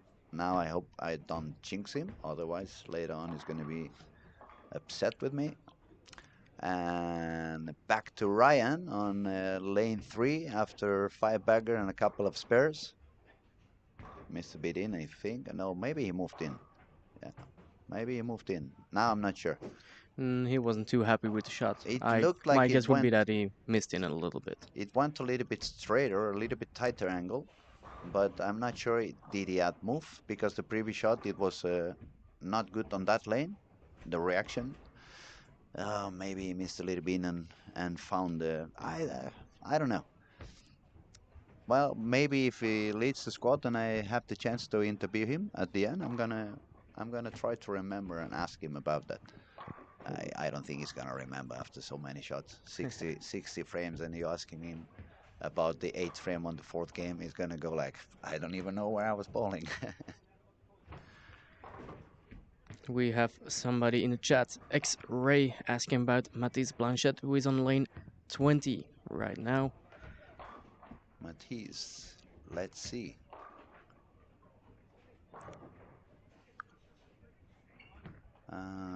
His partner is bowling with Hakim, who's gonna bowl 180 and drop down a little bit as well. He's gonna go to 60 over.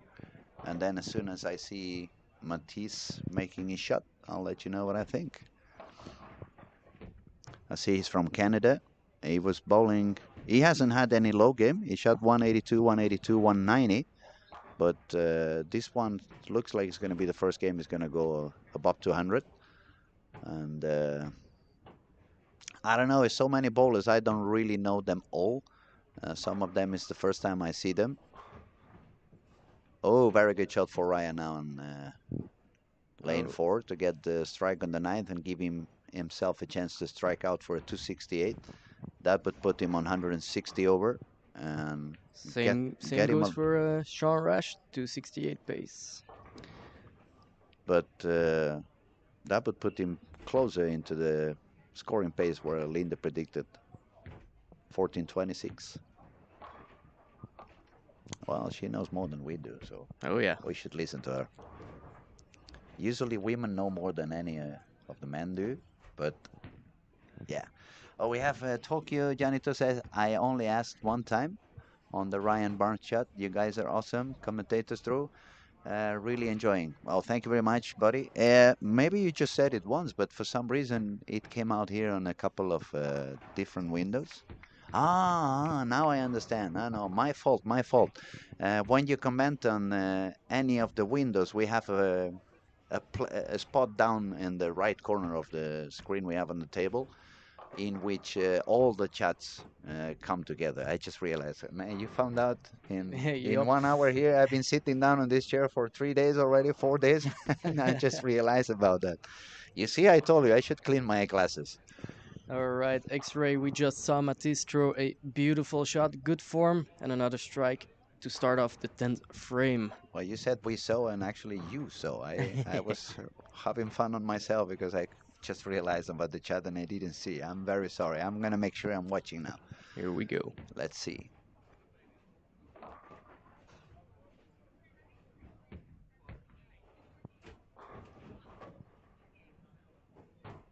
That's pretty elegant, I must say. A Another lot of good shot. power, yeah, a lot of power, but he has that elegant touch of the old school as well. Very Yes, sir. nice balance, good gripping, but not exaggerating. So yeah, it looks pretty good, pretty solid. I have to be honest, I didn't know him from before, and but he looks pretty good.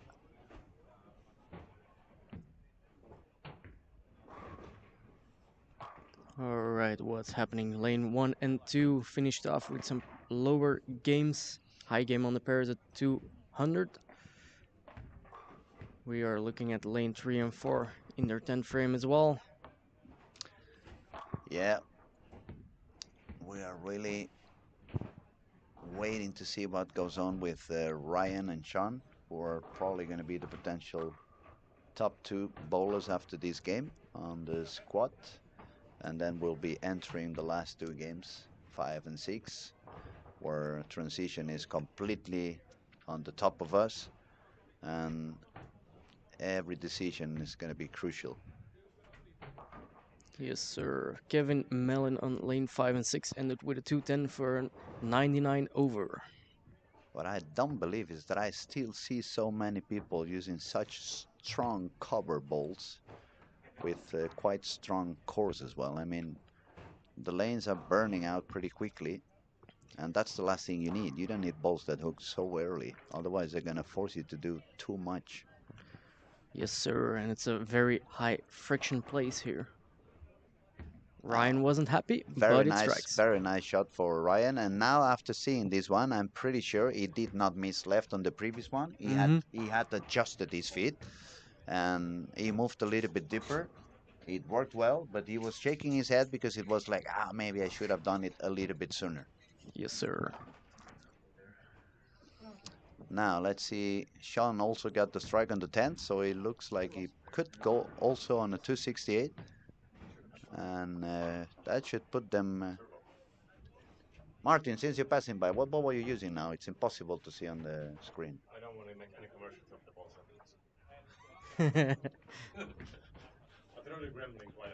Oh, Gremlin it was. That's why I couldn't. Thank you, buddy. So I said it was kind of dark. I was wondering was the Yep. IQ tour that they got shiny or something, but no, it was the Gremlin then. But that makes sense. That's what we were saying. We don't want to have balls with super strong covers, super strong cores. On the contrary, you want something that's going to make your life easier, not harder. Yes, sir. Or even strong core would just be fine in game 3 and 4, but a weaker cover like the Origin EX, for example. Ryan's going to strike out for 268. Is all the way up to 960. There you go, 267, 961 for him. Great job. Linda, now if you have to go to the toilet or make a coffee, do it quickly before it starts on the next game because you're surely bringing a lot of good vibes to the sun. And we want to keep it that way. We really want to see that first 1400. Sean Rash goes 9 spare. So it's going to be a 247. It's going to put him on 100 over. And Kevin Mellin, 99 over. Hakim has done a little bit lower. Now the score has gone away. So I'm going to have to give you an update in a couple of minutes, guys, when we can update the scoring, refresh the online scoring, and we'll find out. Sean Rash finishes up with the super washout.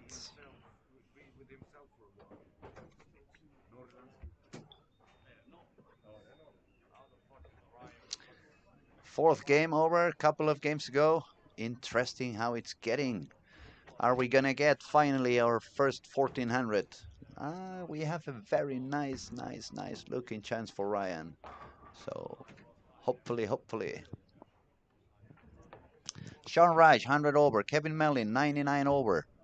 Uh, we already said Ryan is on 160 over. Ernesto dropped down with a terrible, uncomfy game on that previous pair. He was really not happy at all. He was bowling on 17, 18, right, Ernesto? Yes, correct. This last game. So I'm gonna try to find out people who's bowling now on 17, 18. We have Mike Stumpy and Don Harding. I want to pay some attention to what they can do on that pair. Is that pair already like completely devastated, or is there something else we can do over there? It was just Ernesto couldn't find what to do with that pair. As far as I've seen, 17, 18, 19, and 20 are the harder pairs, as we said before. It looks a little bit tighter, yes. Maybe we should have to blame it on the boogeyman. It's always the lane guy. Always the lane guy. I have to say the lane guy over here is one of the greatest humble guys you can meet in the bowling industry. Super professional, super kind. And instead of going and blaming on him, if I had to give you an advice, I would go and ask him. Try to get some not information on instructions, but try to learn on Yes, how sir. they see, how they develop things, and ask questions so you can get a better understanding on how to read the lane and how to prepare your strategy for the next time you bowl. Yes, sir. And if I'm correct, he's giving a seminar on, I think, Saturday, about Saturday. lane patterns and how to build lane patterns. If any of the bowlers that are present in Helsingborg are listening, I would highly recommend, as this is a very interesting topic. And I would be attending 100% for sure. That's the one I don't want to miss. Oh yeah, I'll be there for sure as well. Okay, we have more comments. We say LB, goat in the house. Yes, goat is in the house.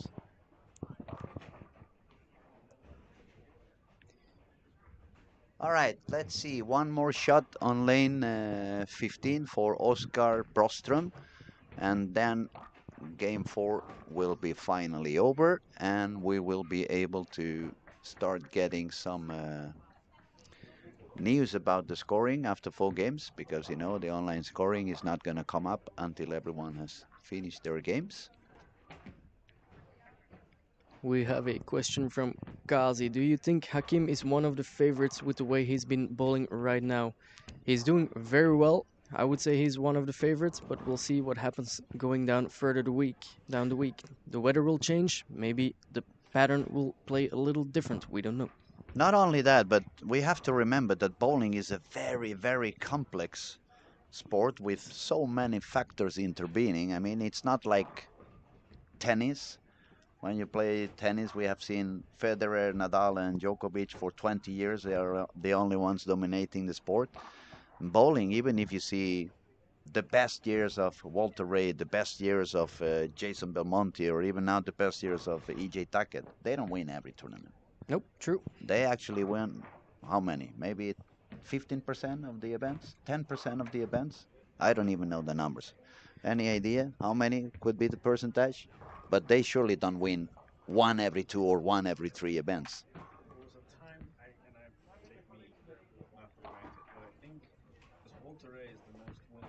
Hmm. Mhm.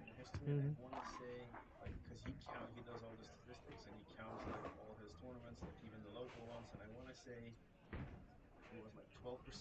12%, and we're talking Walter Mhm. Ray, who is the number one, and still far to go for someone to catch him in numbers of titles at the PBA. So what I'm saying, it doesn't really matter how strong and how good Hakim is looking at the moment. It's so many good bowlers coming onto this week, which is going to make it very hard to predict who's going to win. And also, there's another thing that happens very often in bowling. It has happened to me down in Spain a million times that you finish the tournament leading by far, because in average you were the absolute leader. You bowled maybe 300 pins more than the second one, but then it all comes to the step ladder final. One game. Yes, sir. For whatever the reason, that game, you only need to lose by one pin, and then it's game over. Absolutely. All So right, we have some updated scores. Ryan Barnes still in the lead with 962. Then we have Sean Rash with 900. Kevin Mellon with 899. Hakim Toon with 60 over. Dan Harding from England with 44 over. Then next Gary Haynes 837. Then Jesper Agebo with 823.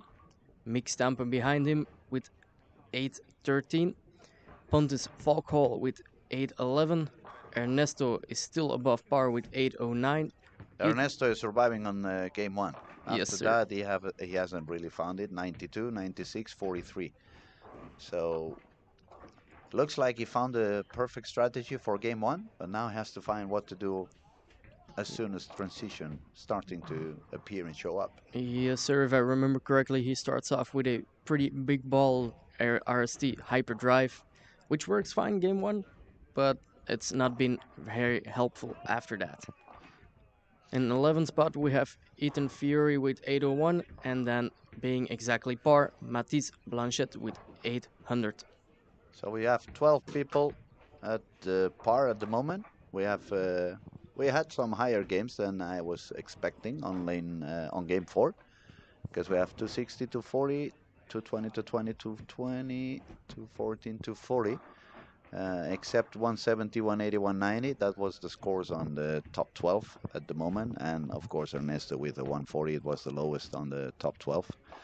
But now yeah, now you need to put the stakes on the grill, because we're going into the last 2 games, and now everything you need to go all in. Now it's either you go all in or you go and sign for the next squad. Yes, sir. Let's see what happens with Ryan, the leader of the squad. He's now challenging lane 19 and 20. Seems to be a hard pair. Let's see how he figures those out.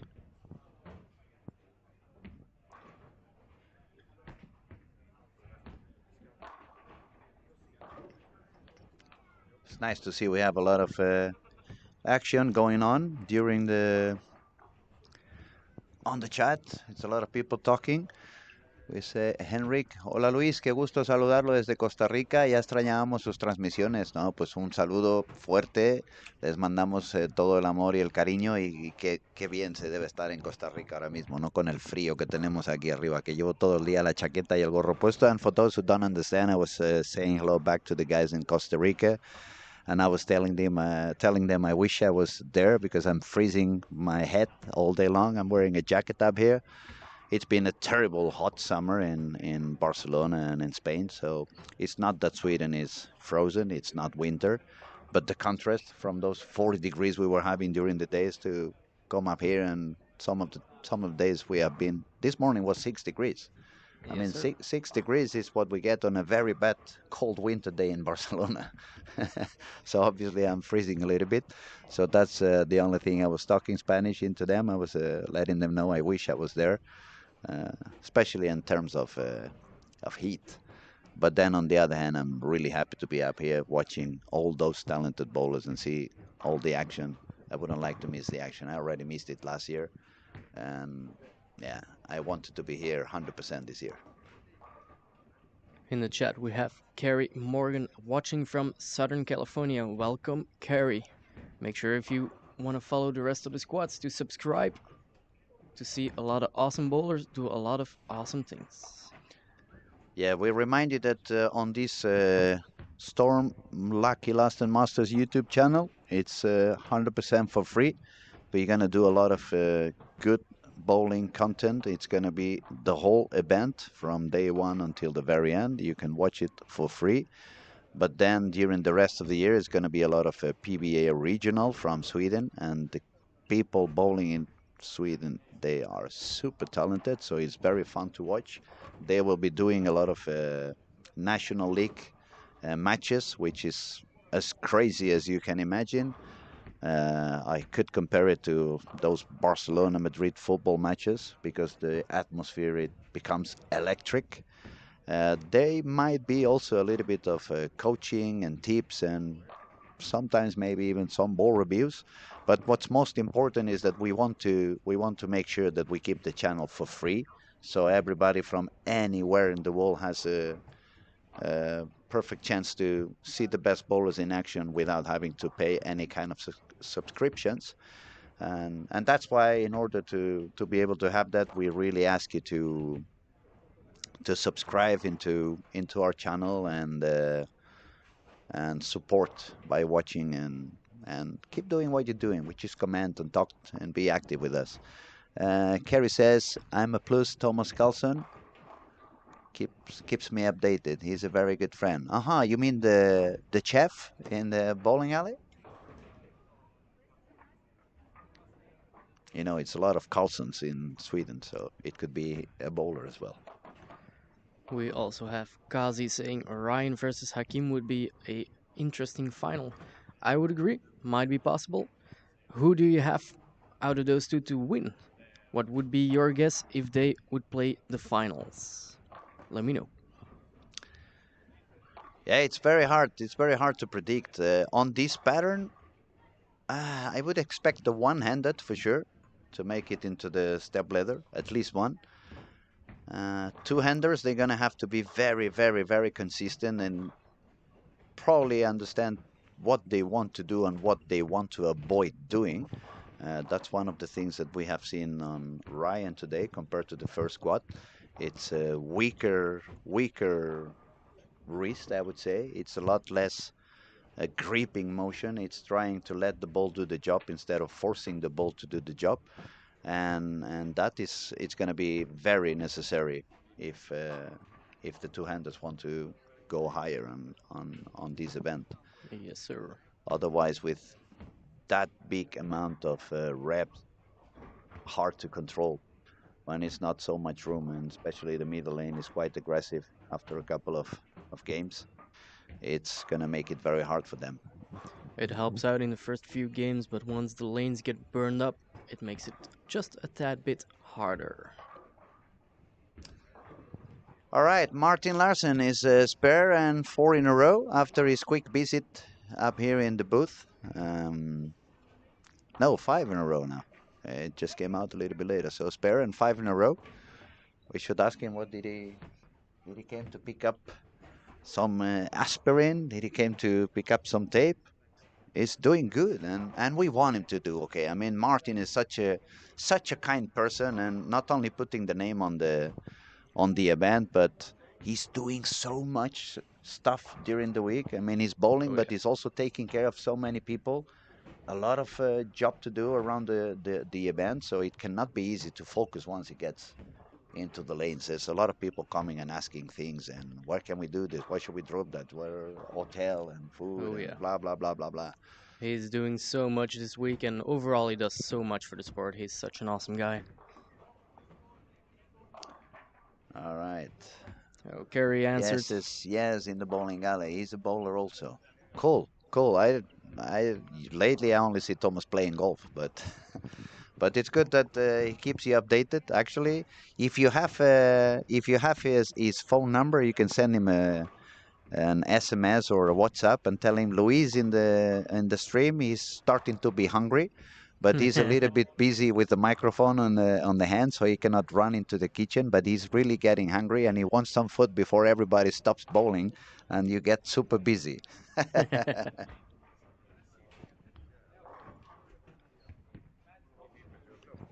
Also, Linda Barnes in the chat is very okay with 1426 being too low of a guess. I bet you are. Yeah, I would take a 14-26 right away. Oh yeah. The way it's looking, it would not only make it to the final, but make it directly to the step two. Oh yeah, absolutely.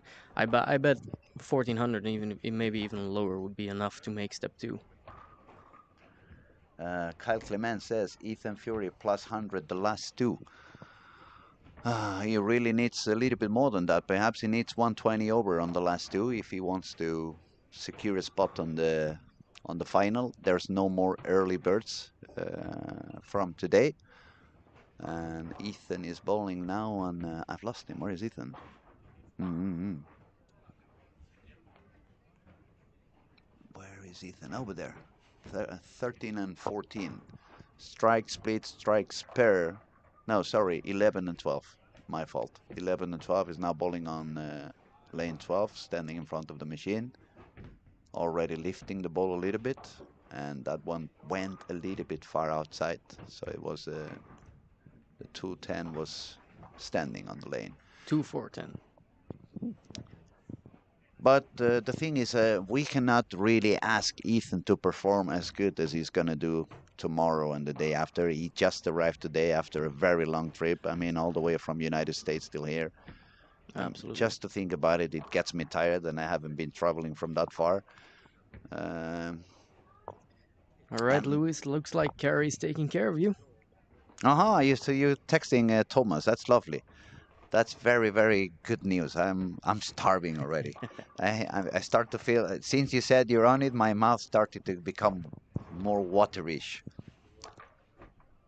I appreciate. See, how lovely is that? Oh, You are that's working amazing. and you get some help from people watching, and that's pretty cool. Absolutely. Let's put some attention on lane 9 and 10. Sean Rash started with a spare, and then 4 in a row. He's up on lane 9, if I'm correct. Let's see what he does.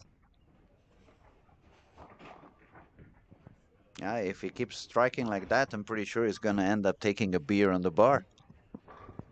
Probably.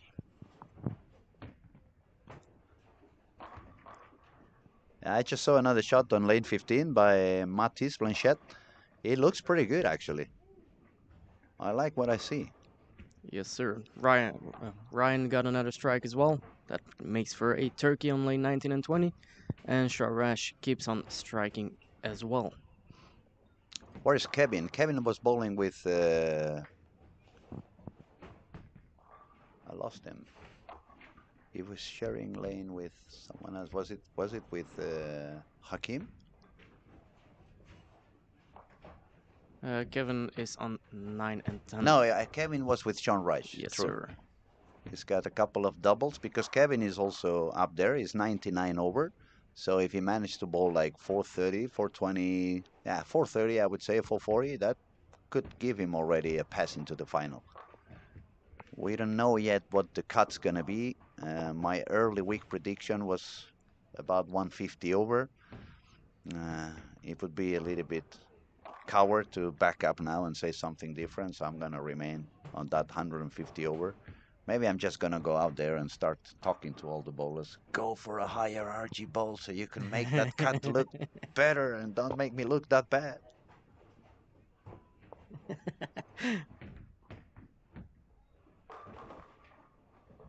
The one thing I can say I can see for sure, and it's happening both to the one-handed and the two-handed, as soon as the lane starts to burn and they move a little bit deep and they try to succeed by increasing the speed and flying the ball deeper on the lane, I haven't seen anyone really accomplishing that. It's not working for any of them. On the contrary, what's really working is to let the ball skid on the lane. Add a little bit more of a spin into the ball and make it slide through the lane. Don't try to make it fly all the way down, because then when you bounce the ball on 25 feet, the oil is gone. It's only brushing there. And sometimes even when you try to send it a little bit farther, you end up stopping the ball. The ball loses a little bit of speed, and you end up gripping it more instead of gripping it less. So the ball's gonna hook even earlier. On the contrary, what you want is a very clear, clean, weak cover stock, weaker core, so the ball can retain more energy and doesn't want to start hooking so early. And Ooh, good break for Ryan Barnes yeah, that there. was a nice tripping the two pin forward. Uh, but what I mean, if you manage to control your wrist and you can become a little bit weaker, try to give less reps to the ball instead of more reps to the ball.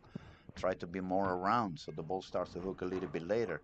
It's all these kind of old school tricks that seem to work better instead of just trying to send the ball further into the lane. Of course, it looks very good. It's what's becoming fancy nowadays, but you don't want to look good. You want to make strikes. Yes, sir. Absolutely. We have Pierre Lemieux saying Matisse is a future star. Already has over 120 perfect games. Well, at least he definitely looks very good out on the lanes. Yeah, it looks very, very good. 120 perfect games. It looks very good as well. But nowadays, a perfect game, it doesn't tell me that much. I remember the first time I flew up to Sweden. Actually, the second time I flew up to Sweden, I was 16 years old, and I went to the bowling alley of Thomas Leandersson, and Thomas had just been the bowler of the year, Yes, the sir. the world bowler of the years, and he was one of the best bowlers in the world by the 90s. For many many years, he was one of the best bowlers in the world, and he had won 300 game. So what I mean is that bowling was completely different 25 and 30 years ago. Oh, To yeah. make a 300 game, it was not as easy as it is today. Today, yeah, even blindfolded, there are some bowling alleys where you can make 300 like very often. And don't misunderstanding. I'm not saying he's not an amazing good bowler, because he looks super good. Yeah, as I said it from the beginning, not only he has the power, but the way I see him throwing the ball, it reminds me a little bit of old school. It's like a mix, a hybrid of the modern and older bowling. Absolutely. But I wouldn't measure the talent of a bowler by the number of 300 games they have. I absolutely agree with that. Hey, look at that in the chat. Thomas Carlson answered. Carrie is really taking care of you, my friend. Yes, you said that I'm only 7 hours away, Thomas says.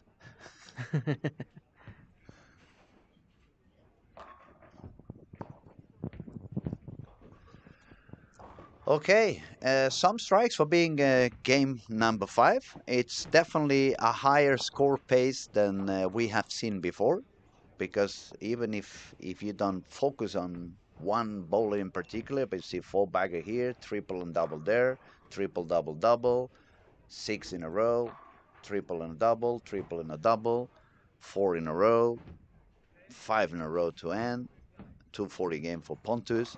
So definitely this squad is going to get higher scoring than we have seen before. It's paying out pretty well that some bowlers began with weaker material than they have been doing before, and they began to bowl a little bit further outside than they have done in the warm-up in the previous days. And then some bowlers did like, as you said before with Ryan, trying to make the lane a little longer on their inside. And we're gonna have to see on scoring. Let's go. Lane 13 and 14, Pontus, 242 for 53 over after 5 games.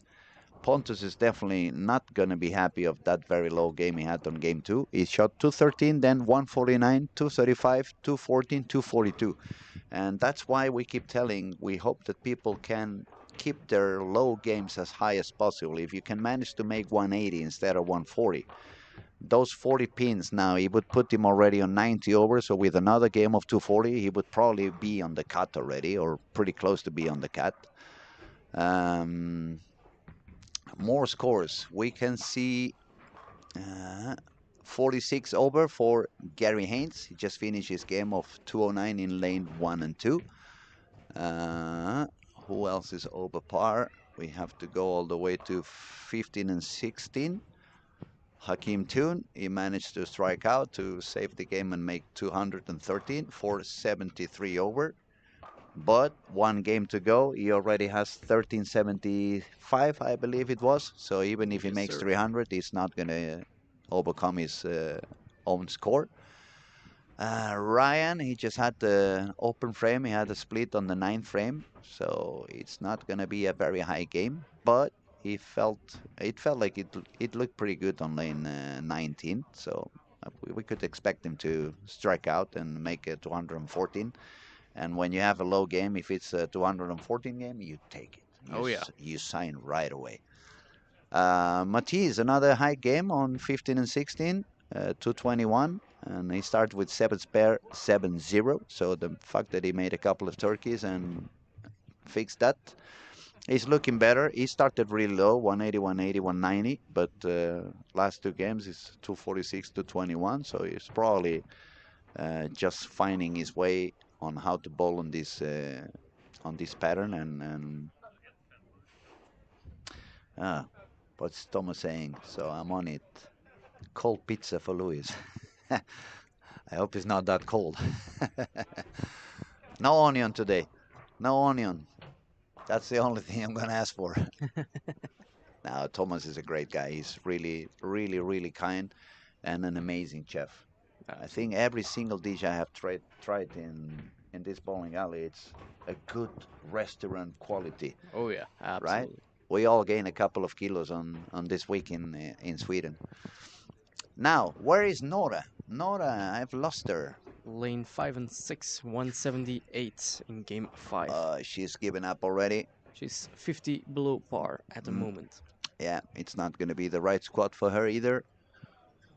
But she's going to go on again for sure. And she's going to, at some point, find some way to succeed and score a lot higher. I've seen her bowl of 3 different squads already. In some squads she was okay at the beginning, some squads she was okay at the end, some squads she was okay in between. As soon as she manages to Yes, put sir. them all together, she's going to be able to score a higher series. I wouldn't be surprised on her making 13, maybe 1300, 1290, 1280, 1300. It could be possible. Oh, Christian Azcona, Puerto Rico, 250 for 34 over. He has been going up and down all day long. Let me find him over there. I cannot find him now. Puerto Rico, Puerto Rico. There. 16, 208, 240, 139, 194, and 250 now. So again, another guy we said if the low game instead of 140 was a 180, he would be a lot happier than he's going to be at the moment. Sean Rush, if he strikes out, he's going to catch Ryan. They're both going to be on 160 over. Ryan is going to save that game on lane 19 and 20. He's going to get it to 100. And yeah, he can skip that pair already. Focus on the next game. He just needs to shoot 260. Then if he shoots the 60, Linda is gonna have the exact score for Ryan.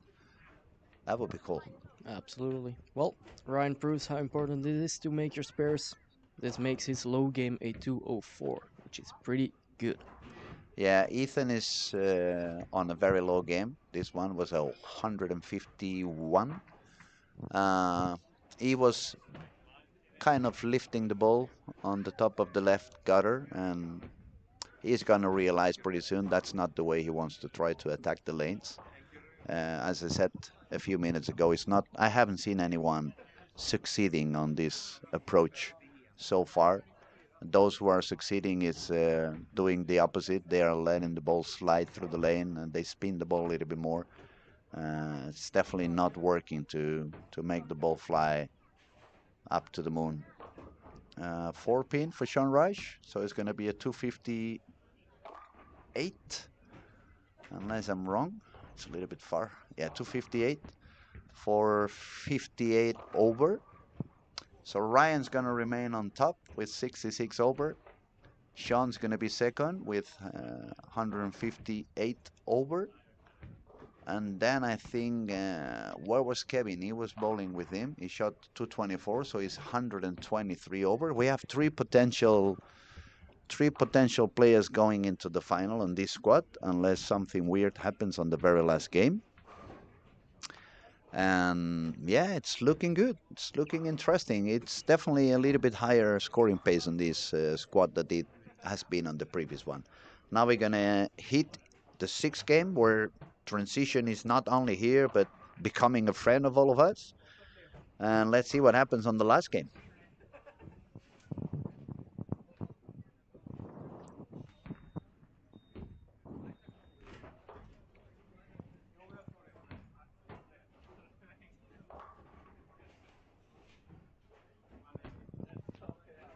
Okay, I haven't bowled in Helsingborg for quite some time. I've been traveling up here forever and ever. But the last two events I've been here, I see so many single pins misses that it makes me think maybe this bowling alley has become hard to take a spare.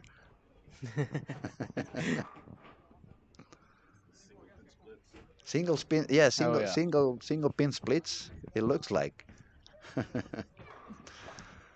Maybe I should talk to Bakke and say, why don't we do a special offer on the Pro Shop with 50% discount if you drill a new spare ball?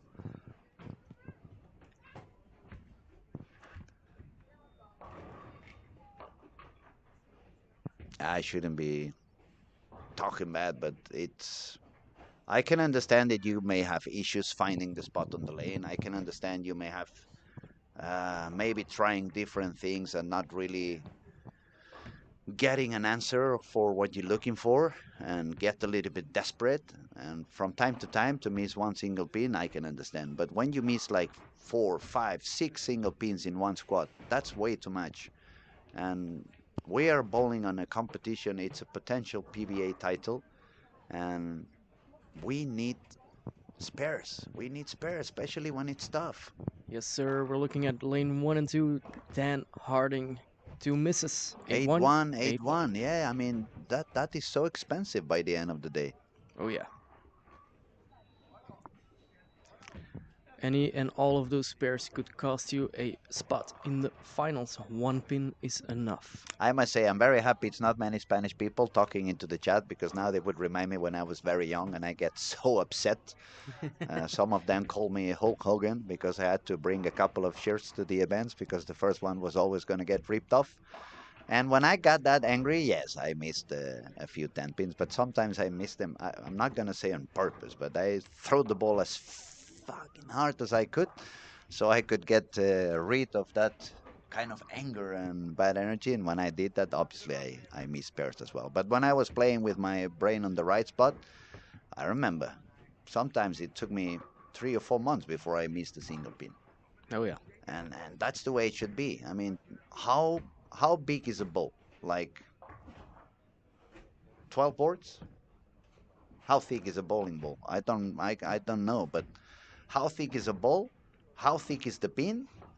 That means how many boards you have down there that you still gonna hit the pin? You pretty much have 1/3 of the lane available to make the single pin. That's what I mean. It's crazy. And for the young ones listening, two-handers, stop sparing with backup. Stop sparing by hooking. When the lanes are very easy, you're gonna spare because you have a lot of room. You miss in, the ball's gonna go longer. You miss out, the ball's gonna hook back. But when you ball on tougher conditions, as soon as you miss in any direction, you're never gonna spare. So learn to bowl straight. Learn to spare straight. That's the best tip I can give the young ones today. Absolutely. On a house-like shot, it might be easy to throw that backup spare, but if you get onto a 1-to-1 ratio pattern, it becomes quite a bit tougher to do it that way. Mm. More certainty with a spare ball. Now let's focus on a little bit. Give me a second. I'm gonna refresh the scoring. Hold this one for me a second. No worries. Refresh it here, and we can find what we're doing.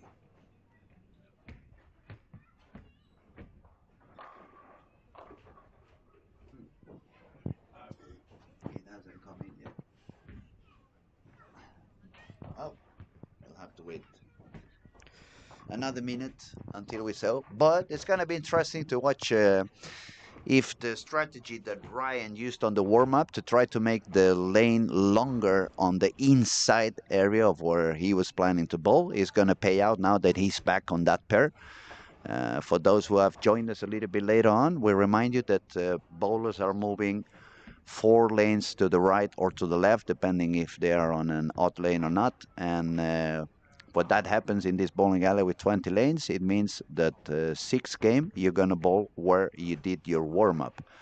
So whatever you have done with your lane during the warm up, you're gonna end up paying at the end of the day. So if you treated the lane properly, the lane's gonna be a little bit more gentle with you. If you made a mess of it, the lane's probably gonna pay you back. So that's why I'm saying it's going to be interesting to see if that pays out well for Ryan. He was pretty smart on what he was doing on the warm up. And if that pays out, he could be shooting a high game. And finally, we would have somebody shooting 1400. The other bowler who has a chance to get closer to 1400 would be Sean Reich, who is now bowling on 13, 14. 13 and 14. Yes. So Kevin Mellin had a slight chance as well because he was pretty close, but he had an open frame on frame 2. It's still a long way to go. We shall see. Nora on lane 1 and 2, spare and 4 in a row. Even if that's not the squad where she's going to score the higher, we remind you that games 5 and 6, we have the turbo. So if she makes a 290, which is the potential score at the moment, she would probably grab that spot and go directly into the final through the turbo.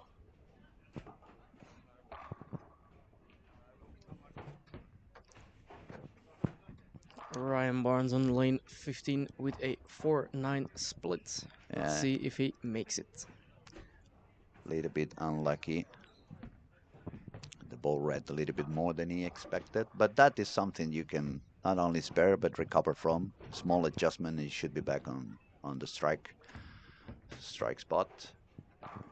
Sean Reich, we're seeing he's moved a little bit in as well on 13 and 14. It's nice to see this camera at the moment because we have the two guys, actually the three guys who have the highest score, which is Ryan Barnes, Sean Reich, and Kevin Mellin on this couple of pairs. Very unlucky spare shot now for Ryan. Hopefully it doesn't get any effect on his focus and he just keeps calm and gets the job done during the rest of the game. Scoring, I'm going to update you guys so you know what goes on. At the moment, we have 13 bowlers over par, which is a little bit better than we have been having lately. And on those 13 bowlers, we only had Ernesto, who is probably still a little bit upset with 192, and Don Harding, who just shot 165. Every other single bowler has bowled above 200. We had 214 on spot 13. And then from 10 and up, 10 is AJ Johnson, 225. Mattis is ninth, 221. Jesper Gerbo on 8th place, 203. Cristian Azcona, Puerto Rico, 7th place, 253. Gary Haynes, 6th place, 209. Pontus Falkhol, 242. Hakim Toon, 213. Kevin Mellin, 224. Sean Rush, 258. And Ryan Barnes, 204. Definitely the highest score so far this week. And now everything is going to be about what goes on these last 6, 7 frames of this game. It's pretty interesting. It's getting quite exciting to see. Lane 2, look at where Nora's standing. She's already right in front of the ball return. She's got all the power in the planet, so look at that. And That's that's what we see a lot with people lofting a little bit. Small miss to the right, and it never ever yeah, recovers. yeah, you just read my mind. I was gonna say that she's so talented that of course you can succeed one game. Mm-hmm. But as soon as you do a little bit of a different thing with your hand, with your grip, or with the ball placement in the lane, it's not going to pay out. On the contrary, you need to find something that's going to be more forgiving. Yes, sir. And that is what most of the young ones seem to have not find out yet. They are going way too aggressive. They are trying to do what they do when they ball with the urethane, and this is a complete different approach than when they ball with the urethane. They don't have to go and shoot it harder like they do when it dries out with the urethane ball. On the contrary, you just need to go even smoother, let the ball go longer, let the ball do the job for you. Absolutely, absolutely. The way the pattern's been played so far, a lot of people moving inside very quickly, means by the last game, if you miss out, there's still quite a bit of oil out there. Ball skids too far, it gets a little touchy. And on the other hand, if you keep moving left and left and left, you're gonna find the left side of the lane which has a little bit less oil than the middle part of the lane. Oh yeah. So you're gonna make your life even harder. If you keep moving left, you might just throw it on the wrong lane. I was just about to ask on the chat, where is my pizza? Because now I'm really getting hungry. His first try freezing it to ship it. Just kidding, just kidding. Not kidding that I'm hungry, but kidding on asking where the pizza is, obviously. Um one more time, I'm going to be annoying, I know, but I'm going to remind you we are asking to everybody who's following and watching and listening to subscribe to our channel. It's 100% free. It's going to be a lot of content on not only during this week where you can see every single game on every single lane until the very end of the event. That's including the final and the step ladder and prize ceremony. But also, it's going to be a lot of content the rest of the season. A lot of PBA regional, a lot of Swedish National League, which is electrifying, and you really want to get to see it. So just click the button, subscribe, and we will be very thankful. We have Willem Notting. I've been bowling for 52 years now. Started with the 369 system, and I'm still using it. It makes all spares with my I make all spares with my strike ball. Uh, I agree with you. The 369 is probably the easiest spare system there is, and if you understand that you don't really have to give any rep rate, just let the ball slide, go with the broken wrist and forward roll. The ball's not going to move. The ball's going to stay where you aiming. And yeah, I agree with you. It's a very good spare system and very easy to apply. Yes, sir. Can I direct your attention to Martin on lane 19 and 20? Not the greatest game, but making all his spares. Yep, and that says a lot about Martin Oh yeah. because after a long journey, when things are not being working the way you want them to work, it's easy to kind of give up Yes, and sir. don't give, we could say, a crap anymore. And but that is also the other thing you want to learn from these guys. Not only how talented they are, but how polite. Oh yeah.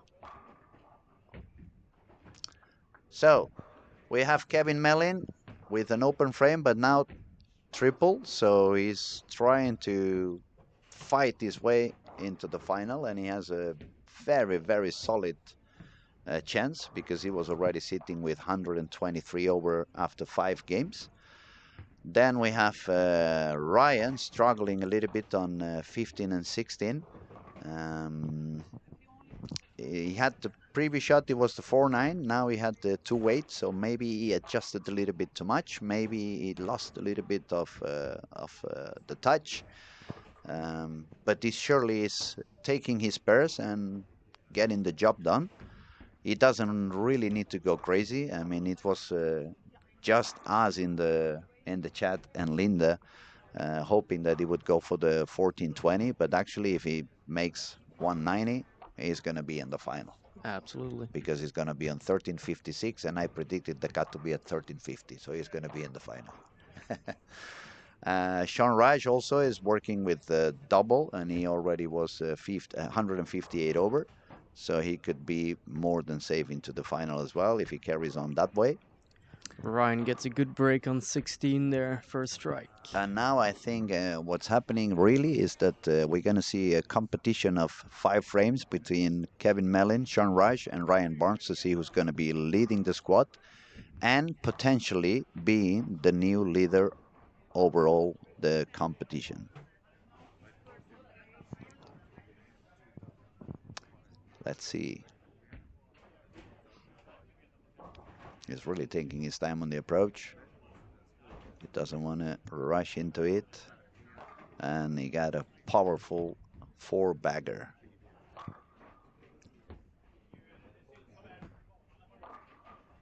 Outside of those guys leading the squad, I see a lot of people struggling these last two games right now.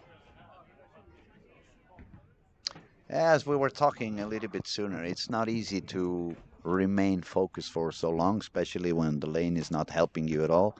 Um, it requires a lot of energy. It requires a lot of a strong will for you to remain focused all the time and not to give up. And that's why we were saying just a few minutes ago, we admire Martin for fighting all the way until the very end. He shot 216 on lane 19 and 20, which is not the easiest on the alley.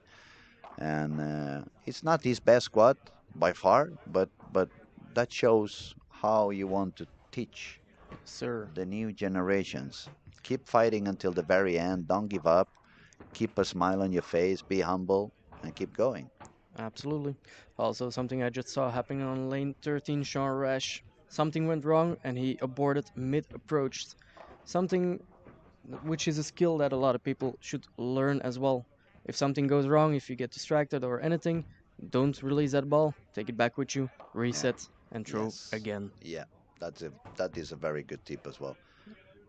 You don't want to waste any of your shots. So if something is happening right before you release the ball, just grab it strong, stop it, don't release it, go back, drop the ball on the ball return, take some air in your hand, and go back.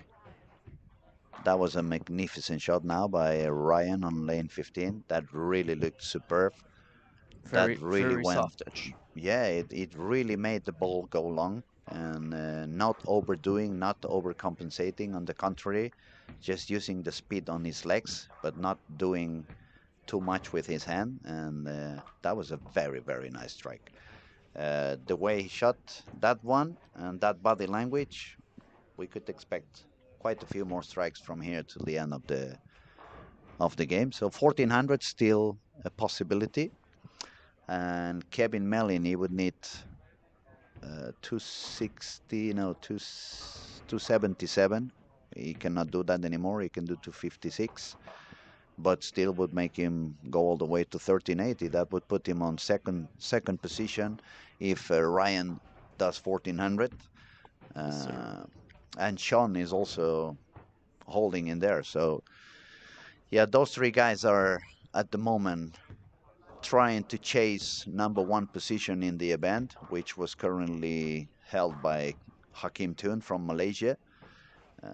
He has won a PBA title this year, Hakim, the first PBA title for a Malaysian bowler. Yes, sir. And this guy is very, very strong, even on not the best days, shooting 80 over at the moment. Sean Rash back to the strike train. Let's see what Ryan does on lane 16. Hmm, that was a bit, I could see it was a little bit out. But as we said before, it doesn't have to go crazy. He just have to take his spares. 190 is more than enough to make it into the final. If he gets a few more strikes and goes all the way up to 210, lovely. Otherwise, just Absolutely. grab the score, put it in the pocket, go have a burger, get back to some energy, stay happy with what you have, and he's gonna bowl a few more squats. So, Oh yeah, and now he has a perfect idea on what's working and what wasn't working. So that would give him a very good chance to absolutely, succeed even more absolutely. on following squats. He's been one of the fastest adapting bowlers in the tournament so far. One bad squat, next one doing pretty great. Kevin Mellin, let's see what goes on. It's five in a row, 256 potential coming.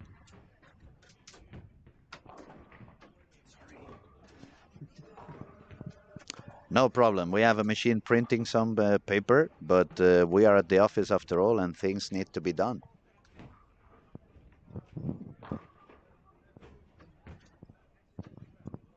Lane 1 and 2 finished up. Nora Johansson finishing strong.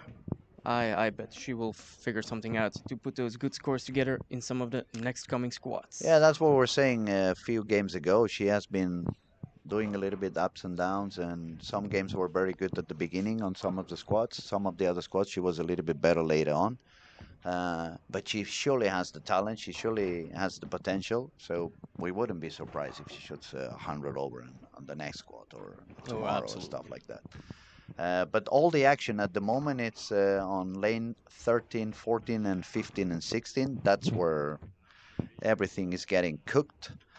Kevin Mellin is gonna shoot now to try to keep his pace on the way to 256.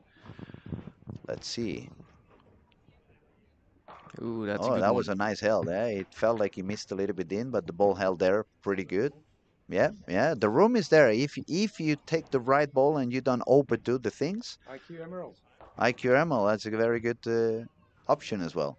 Very good shot again by Ryan. He looks very, very comfortable on lane 15. Oh, we almost got the 710 on lane 12. That was very, very close. We see some people already trying different things for the next squats. Nathan, for example, is throwing high-speed shots around the 7-8 board on the right side. Ethan, he seems to be bowling a little bit smoother compared to what he was doing a couple of games ago. There Remember, a we go. couple of games ago, he was flying the ball. It wasn't working for him. Now he's letting the ball skid through the lane, and it looks a lot better. Sean Rash, now he gripped it a little bit. He's a little bit upset. He didn't like that one. Make your spare and get on striking again. Yeah, that's it. I mean, he's got the job done. He doesn't have to overdo. It's the same thing we said with Ryan before. You just need to make sure you make the marks, and you're going to be on the final. And that's the main goal. You have more squats to bowl later on and do something different. Yeah, exactly. You just gotta set one good score to make it into the final, because it's gonna feel a little different than the qualification squats anyway. They'll have to Absolutely. figure it out yet again in the That finals. looked better. Yeah, that was a Oh lot yeah. better now. That was a very good shot by Ryan. He's got a double. He's already back on par, and he still have the 10th frame to go for 220, and that would put him on 1380 something. That would be enough to overcome the score that we had as a current leader, which was Hakim with 175 over, and Kevin Mellin now facing the 10th frame could go all the way to 1370. He Ooh. gripped it a little bit more this time, yeah.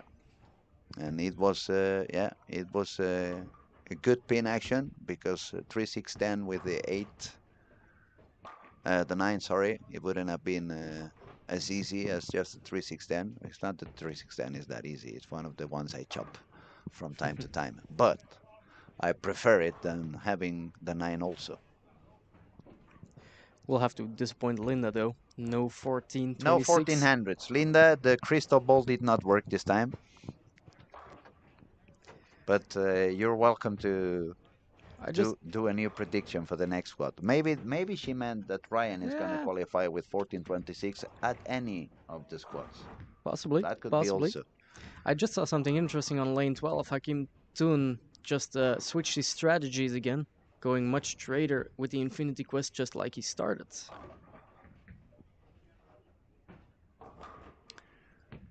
All right. Kevin Mellin managed to make the spur, so he's going to shoot 1356. That's going to earn him a spot into the final, 100% guaranteed. Well, not 100%, but 99% guaranteed. And now it's going to be Sean Rush. He can take the lead if he strikes out. That would put him on 1377. Yes, sir. But it also depends on what Ryan does in the 10th frame. So we could have two new leaders on the total scoring of the event. And it looks like we're going to have three bowlers making it into the final on this squad. It definitely has been a higher pace scoring on this squad. Yes, sir. We have seen less issues than we have seen on the days before, which is bringing us back to what we said a couple of days ago. We don't want to see that many strong covers, strong core balls, because the lane does not really need that much action from the ball. You want something that crosses the middle of the lane. And there's Sean Raj getting the Blue strike. strike. He looks very happy now. Let's see what Ryan does on lane 15.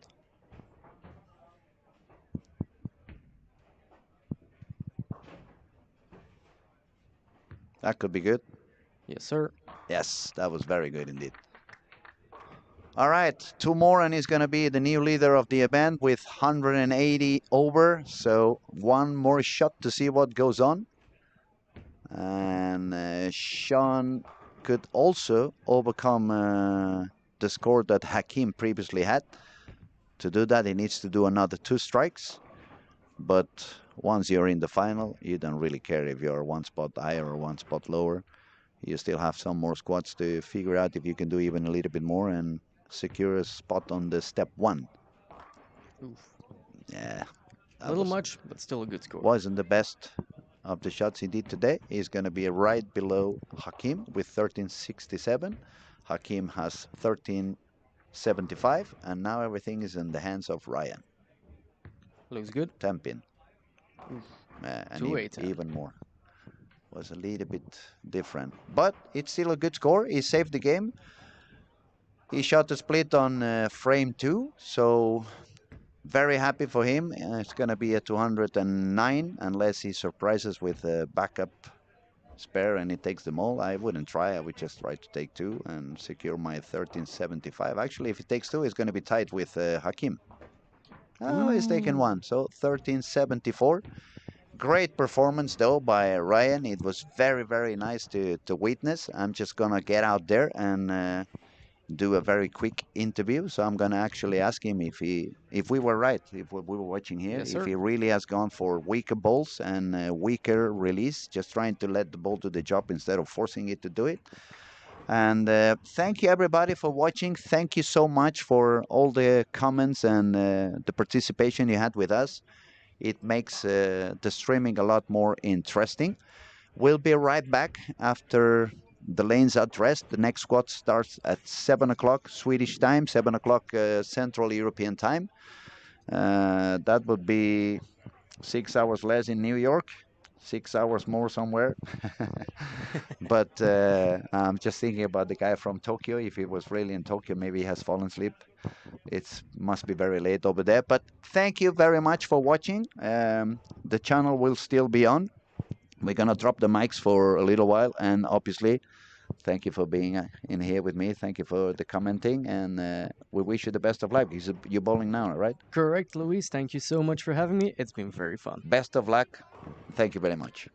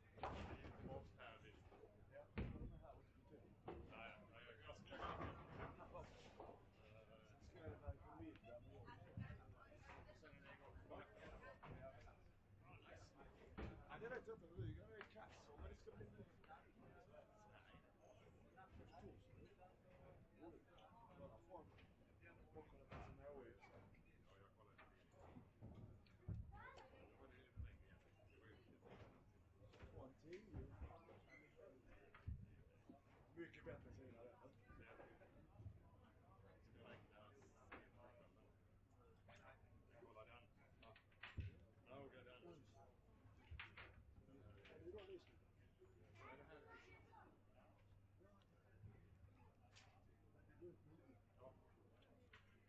Vi byter till det. 2 meter per sekund, 20 grader. Ingenting skillnad. Ta den appen som är till. Ja, men det ni borde veta, för skjutet kommer ju därifrån. Så nu har vi... De har ingen aning. De var helt jävla. Ja, det ska regna från 7 fram till klockan 23, tycker de. Fast det är bara 30% chans, men ändå.